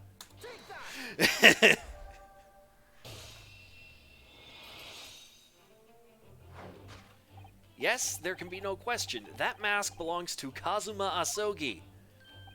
In other words, my memory is sublimely unreliable. Only you could try to make that sound positive. Kazuma's mask has been languishing on this metal chest for several days. That doesn't explain why the gentleman is wearing it now. But it is now a simple matter to determine our guest's true identity. After all, the gentleman is unconscious. They remove the mask. We need only excuse ourselves in advance, gently lift the mask, and peer beneath it. It's Yujin Mikotoba.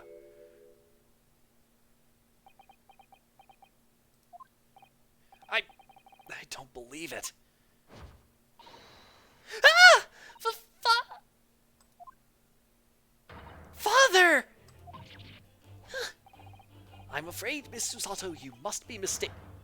No, I think not, Mr. Sholmes. Then it would appear our logic and reasoning has once again revealed the truth. This mysterious visitor is my unconscious father, Yujin Mikotoba. logic and reasoning, or just looking and saying. Ryunosuke is so done with everyone's shit, and I love it.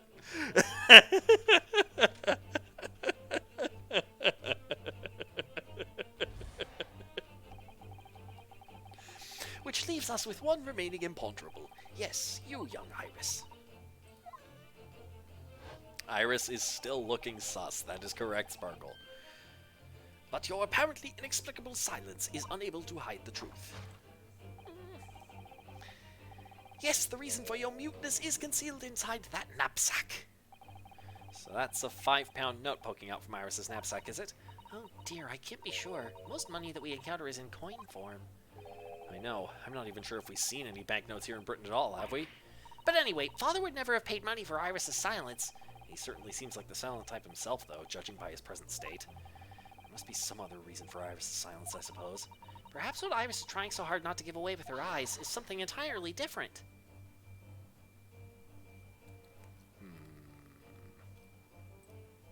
Yeah, I can't select the paper. She is... It's concealed inside the metal chest. Let's examine it. This metal chest? It contains important documents, doesn't it? Yes, details of all the cases Mr. Sholmes has worked on over the years. Written up by Iris's father, if I'm remembering correctly.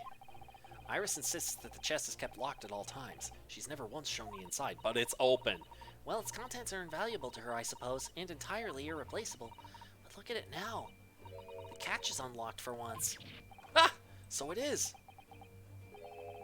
That's hard to ignore. Very. I've never seen that chest unlocked before in all the time we've been staying here at Baker Street. Well, it's very obviously this.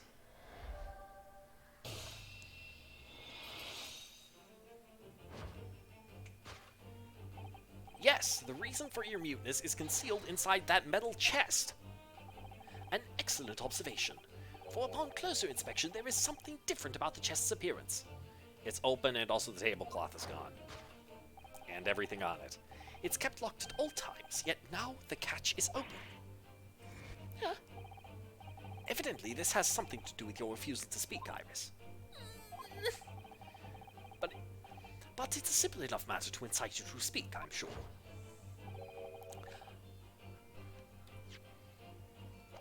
I merely need open this chest. Here we go. Wait, why did Ryunosuke say, I merely need open this chest? Isn't that what Sholmes would say in this context? Here we go. No! Hurley, don't! What?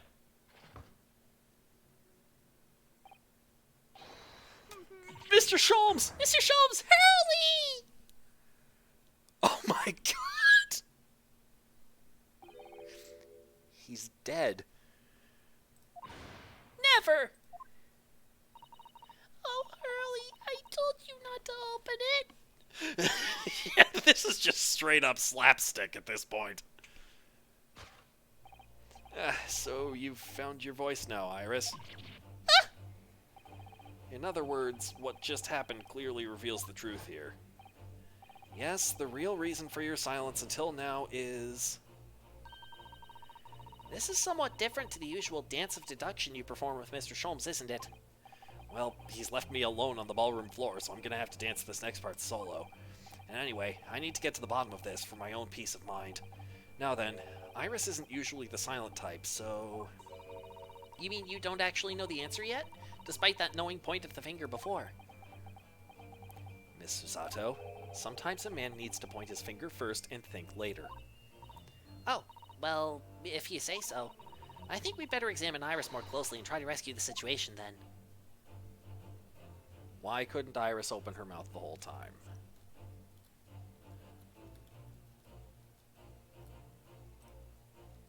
Not the knapsack.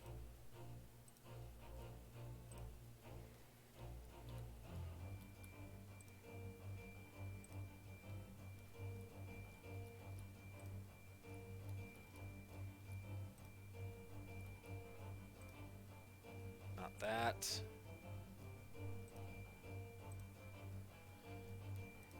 What happens if I... Oh!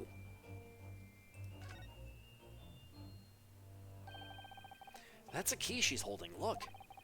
I'm sure that wasn't in her hands before, was it? No, you're quite right. It's appeared as if by magic. That's strange. A big old iron key. Where did it materialize from? Take that!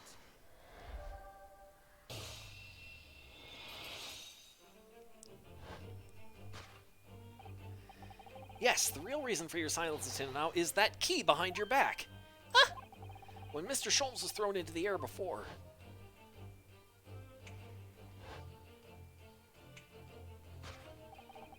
Just before you called out to try to stop him, you slipped something out of your mouth. That something is the key now in your hands. No doubt oh, she was hiding it in her mouth? Oh, jeez. Okay. That something is the key now in your hands. No doubt the key to the chest. You're so clever, Runo. So now it becomes clear. Thanks to Mr. Sholmes' graphic demonstration, we can well imagine what happened here. But Professor Mikotoba also opened that metal chest only to be punched into the air. And land sprawled on the settee. But wait, that doesn't explain all the facts. What about the stylish scarf and the cup of tea? Iris was trying to disguise things. And above all, why would he be wearing Kazuma-sama's mask? Well, for those curious details, I can think of only one explanation. Clearly, an unbelievable miracle took place in this room. Isn't that right, Iris? Consider how the room was arranged before this whole painful experience took place. When Professor Mikotoba opened the chest, completely unaware of what awaited him inside, the mask was flung into the air just as he was, only to land neatly on his face when it fell back down. And the teacup's journey through the air ended when it caught on the unconscious professor's finger. You mean to say that the stylish scarf Is the tablecloth. Is actually just a tablecloth. This is the Great Detective's Office, after all, a place of miraculous deductions.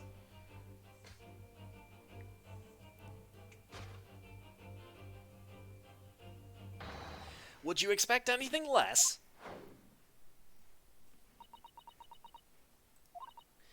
yes, you're right. It happened exactly as you said. Brilliant, Runo. Thus concludes Ryunosuke Naruhodo's great deduction of this punchy puzzle. Well, that was something. So then, why don't I make a fresh pot of tea for us all? Objection! An admirable performance, Mr. Naruhodo. But in the final act of the show there, you rather missed everything of importance. But Mr. Sholmes, if you would cast your mind back to my earlier deduction. Iris, clearly you're hiding a great secret. Ah! She is? From the look on her face. Mr. Sholmes must be right. Whatever that great secret is, the cat isn't out of the bag yet. So I put it to you again. You were attempting to abscond with that coffee cup. No. It really is a shame about Mr. Sholmes' cup. It must have been smashed when Professor Mikotoba opened the chest. Oh dear, so many things seem to have been broken here. But now that the deduction has taken a different direction, Iris doesn't seem to be trying to hide the broken cup anymore. In other words, her great secret is something else. Let's put our observational skills to work here one final time then. Right there. Ah, look! There! There seem to be more papers there. Is Iris trying to hide them underneath the tray? The insignia, Mr. Naruhodo! It's an official Scotland Yard document! What? But why would Iris have... We must ask her! An official Scotland Yard document? Take that!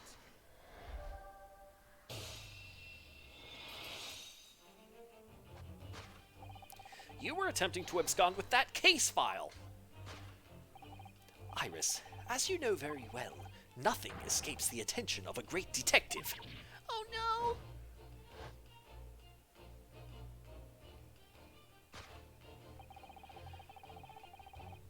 We visited Scotland Yard's autopsy laboratory earlier today. Oh, it's that file. And Dr. Gorey informed us that the autopsy report of Clint Van Zieks had gone missing.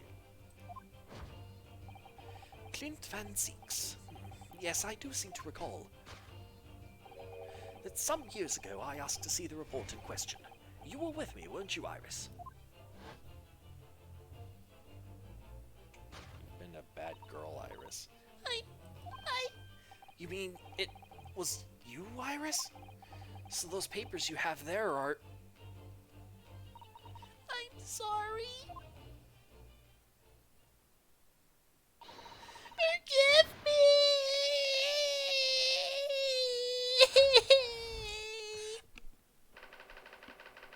Hide the case file.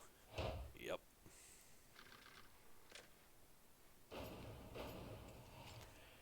There. Now the deduction is complete. Sholmes seems a bit hardier than Mikotoba, though. In truth, I would like to have thought I could have predicted the booby-trap chest. But it caught me completely off guard. I was very nearly the late consulting detective Herlock Sholmes. I'm sorry, Hurley. So you mean this autopsy report really is... Yes, I took it from the lab, even though I knew it was very important. Was there something in it that troubled you, Iris? Not exactly something that troubled me. Something I'd been looking for. When I saw this report, when I saw the writing in it, I knew it was Daddy's. The writing? Your father's writing? What do you really mean?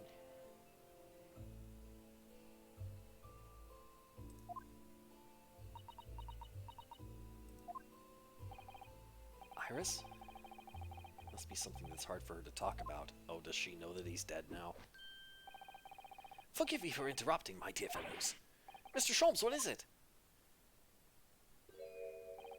I feel as though the poor unconscious gentleman of the city has been somewhat forgotten. Ah! Father! Perhaps we should find our guest somewhere more peaceful to rest. Mr. Naruhodo, yes? Would you be so kind as to lend him your bed? We must do our very best to make him comfortable, I feel. Oh, yes, of course, I'll help you carry him up. So will I. No, I can manage alone, thank you. You have tea to enjoy. We wouldn't want Iris's brood to stew.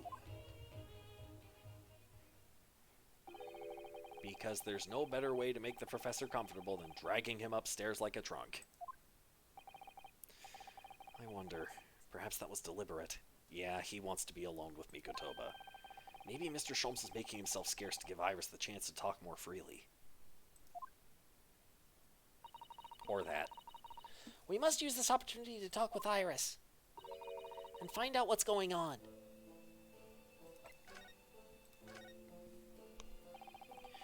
Would you like to tell us about it, Iris? About your father? I'm sure I told you before, didn't I? That Daddy used to be Hurley's partner. Yes, and that notes about all the cases they solved together are kept inside that metal chest. That's right, Hurley told me, you see? He said that Daddy's somewhere far away now, so we can't meet. That's one way of describing it. Then, when I secretly unlocked the chest and read through the papers inside, I started to build up a picture in my head of what Daddy must be like. Well, that's only natural. You're just like any other girl of your age. I read that Daddy was a professor of medical science, so I studied and took my degree too. Well, that's only natural, I suppose. In that respect, you're not quite like any other girl of your age, though. But there was one thing that I could never find out. Daddy's name. Ah! His name wasn't anywhere on any of the notes that he made about his work with Hurley.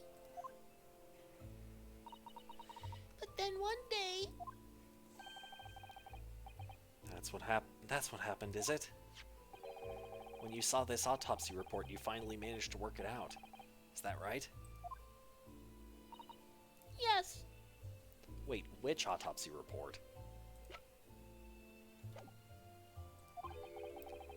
So it was the handwriting in the report that caught her eye. Okay, so she knows now that it... Okay.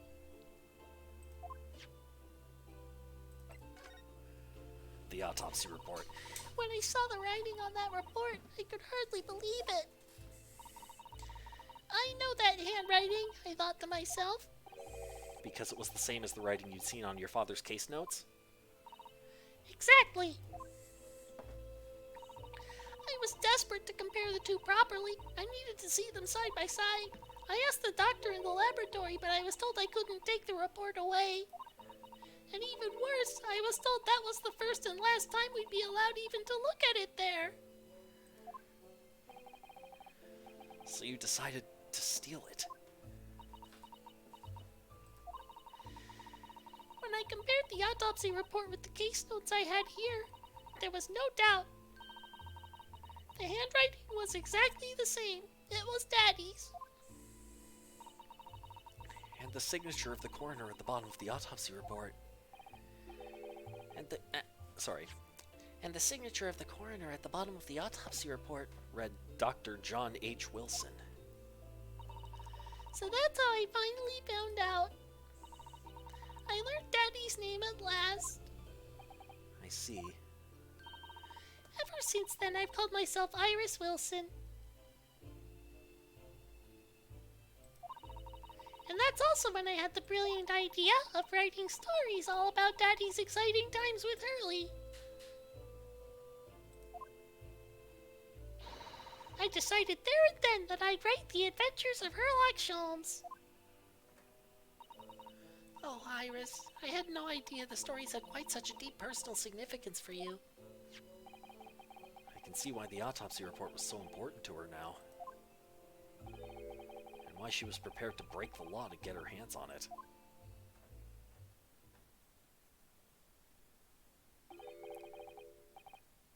I must apologize, Iris. This is really all my fault. Hurley? I made a promise, you see, that until the time was right, I'd keep the details about your father a secret. I know. I've been very naughty. I'll take the autopsy report back to Dr. Gorey and apologize, I promise. Yes, we'll go together, I think. Then, let me look after it for you until we get there.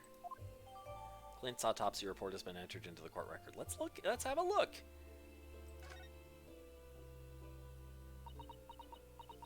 Let's have a look right now. Okay. Autopsy report, name Clint Van Zeeks, age 33, nationality British, time of death 31st May between 9 p.m. and midnight. Okay. Coroner was John H. Wilson. Death from a single stab wound to the heart, other superficial external wounds indicative of a duel. Okay. Recent scarlet ink stains visible on the little and ring fingers of the right hand, but no document in corresponding ink was found. Scarlet ink stains. I'm sure it wasn't blood. And ring fingers of the right hand. Okay. Autopsy findings. Vital evidence recovered from the victim's stomach during autopsy. Credit to Inspector Gregson for petitioning so doggedly for the autopsy procedure. No internal trauma noted anywhere in the body. Okay. Vital evidence recovered from the victim's stomach. What? What? I must go and water my herbs, I think. I'll see you all later. Well, that was something. Poor Iris. She must be feeling awful. I know Mr. Sholmes is here for her, but still. Ah! What? How? What's the meaning of this, Mr. Sholmes? Mr. Sholmes? Oh, dear me. So, You've noticed, I see. But that would mean... What on earth's the matter, Mr. Sato? You've turned as white as a sheet. A lot of people say that. It's this autopsy report, Mr. Naruhodo. The one from 10 years ago. The writing isn't Dr. Wilson's at all. Is it Mikotoba's? Huh? What do you mean? How could you possibly know that? Because I know this writing very well. This writing, it's my father's.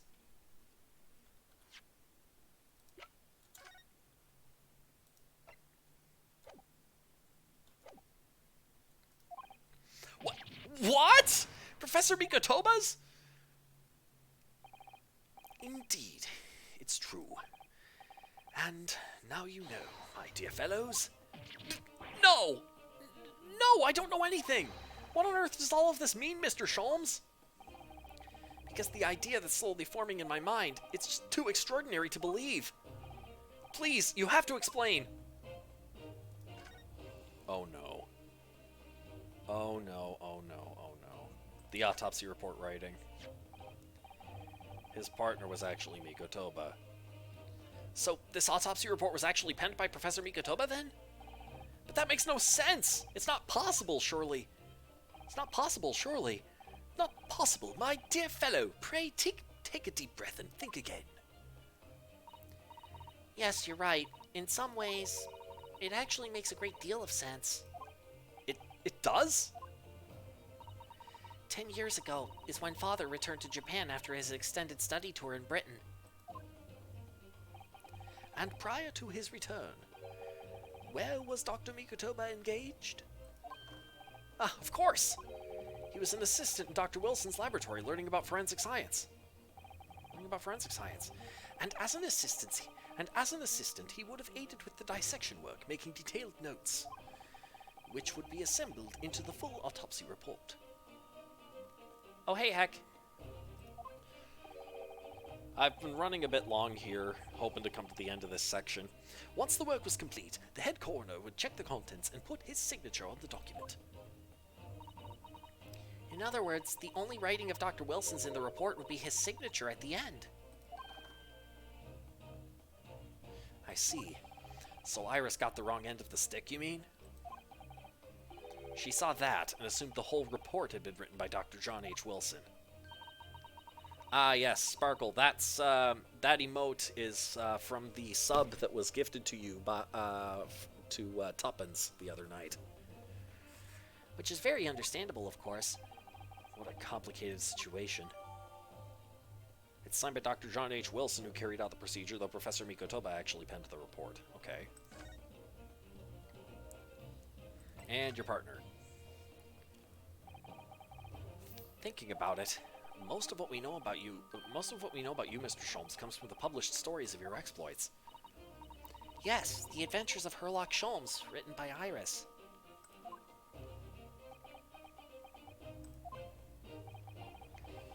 And we really have no way of knowing what's fact and what's fiction.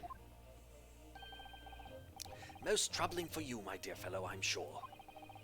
So what about this supposed partner of yours? Did he really exist or not? Ah, you've come straight to the point, I see. And please come straight to the answer. I believe Iris explained it in one of her installments. He was a trusted comrade and the only person I could truly have called a friend. And did this partner of yours truly make a record of all your cases? Are his notes really stored inside that metal chest? Those were Mikotoba's notes. Absolutely, my dear madame. Absolutely. My dear madam, absolutely. So, where's your partner now? You just dragged him up into the attic. So, where's your partner now? We rarely meet. You see, he lives on the other side of the world. But if this autopsy report and the records of all your old cases were penned by the same hand, and if the autopsy report was written, though not signed, by your famous partner, there would be only one logical conclusion. Your famous partner was Eugene Mikotoba. Yep. Pray impress me.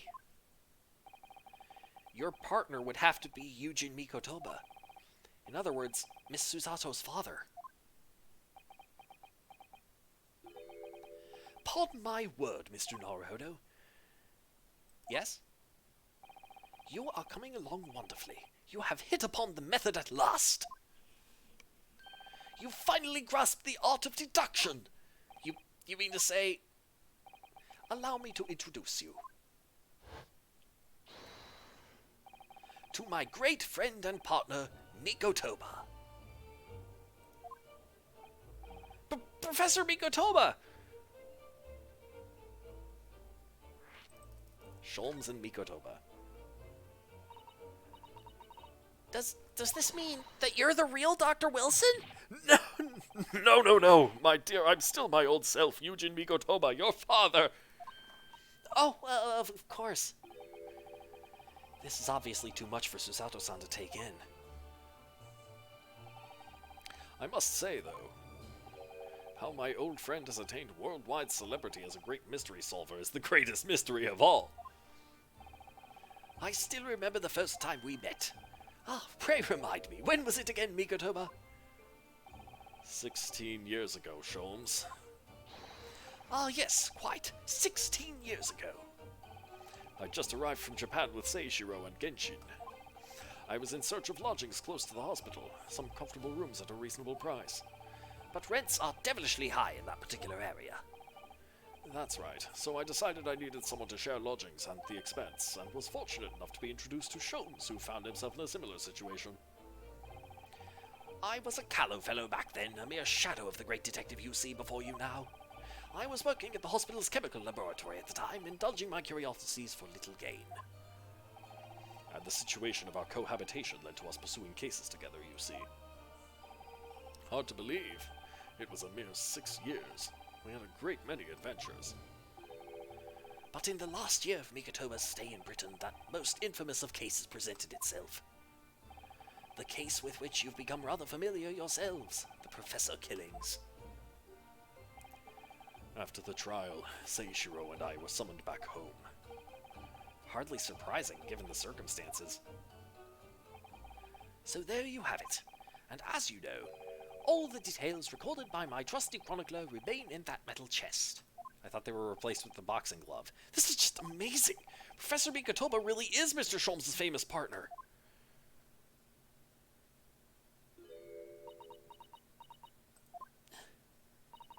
Father.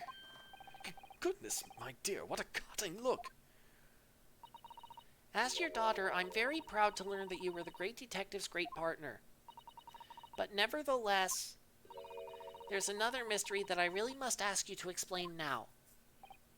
And that is? You know very well what it is. The unresolved matter of Iris's father. Ah, of course, I'd almost forgotten about that one. I should have seen this coming, I suppose. Iris's father. Iris told us that all the notes about the great detective's adventures that are in that metal chest were written by her father. Isn't that correct, Mr. Sholmes? Oh, they're sisters, half-sisters, if not sisters, huh? That is indeed what I told young Iris. Iris is 10 years old. But if you're Mr. Sholmes' partner, Father, and you wrote all those case notes, then Iris's father must be you. Ah! Well, is Wilson Mikotoba, or... Upon my word, Miss Susato. You are coming along wonderfully as well. You too have hit upon the method at last. Yes, it would appear that it would appear that Iris is in fact a Mikotoba. You finally grasped the art of deduction. What? What? What you've always told me, Father, is that my mother died when I was born 16 years ago. And you left me in grandmother's care whilst you embarked on your study tour of Britain. And I've always accepted that. But all this about Iris. Oh, There it is. Susato-san's ice-cold stare. No, no, hold on a minute. It was very complicated. I mean, it's really not what you think. Then perhaps you'd like to explain exactly what it is? There it is. Now the eyes go from ice cold to red hot just before she... No, no, really, you've got the wrong end of the stick. Sholmes, say something, man.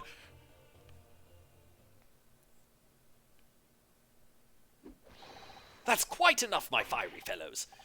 Mr. Sholmes, when did he get all dressed up? Did he get dressed up? Whilst I don't like to interrupt this exciting exploration of the past, Mikotoba and I have an urgent matter that requires a short excursion. But it's very late, Mr. Sholmes. Where must you go? Why, my dear madam, is that not obvious? My partner and I must pursue our natural enemies. So, get your coat, Mikotoba. The game is afoot. But Sholmes, I really must give Susato a full explanation, I think. Later, my dear fellow, later. Our carriage awaits downstairs already. You haven't changed one iota, have you? I mean, really, I visit our home after 10 long years, and when I open that chest in a fit of nostalgia, I quite inexplicably pass out. And as if that wasn't enough, when I eventually regain consciousness, I plunge straight into all this. Father, please, go with Mr. Sholmes now. What? I've no doubt that whatever happened, you were acting in everyone's best interests. I trust you, completely. Susato. And sending the great detective and his great partner off on renewed adventures together is more than I could have hoped for in my wildest dreams. Very well then. We'll speak again later. So, I believe your own work is done for the day. I wish you the best of luck for tomorrow. Yes, Naruhodo. Good luck in battle. And in reaching a decision. A decision? About whether to go back to Japan, I suppose. Go away, I'm angry. Yep. So much happened that day that I barely knew what to do with myself. It would only be later that I'd come to realize how amidst the chaos I'd unleashed were all the clues I needed to finally unearth the truth, and that all the turmoil was necessary to give me the resolve to see everything through.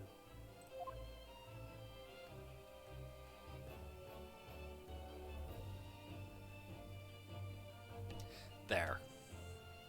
We finally reached the end of this section. Wait, achievement unlocked the legendary pair. Oh! Oh! Oh, that was the end of case 4, I guess. Save current progress. Save here. Yes. The resolve of Ryunosuke Naruhodo.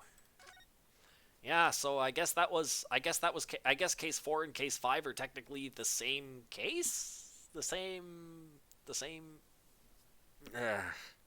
Well, either way, yeah, it would seem that we're at the finale of Great Ace Attorney 2. So, that's a good spot to end off for now, even though it's like 2 hours later than it should have been. Yeah, but what can you do? Thank you so much for watching, everyone. Don't forget to follow. Don't forget we're nearing the end of September. If you've been considering subscribing, which I hope you have, then do so now, because it's cheaper for you, and I still get the same amount. And also, join the Discord. This Discord. We have events there. We have free games that come up basically every week. I host votes for what Perry and I stream. Lots of good stuff to be had there. So don't delay. Join tonight, whatever it is now in your time zone. And what else? Yes. Perry will be here with more Death's Door tomorrow, or this coming night for some of you, I suppose. And I will be back Tuesday with the finale of Super Mario Fantasy 64. So don't miss either of those if you can help it. And certainly don't miss when I'm back here next week, hopefully on time, to start this final case of the Great Ace Attorney Chronicles. Thank you so much again for watching, and I will see you next time, comrades.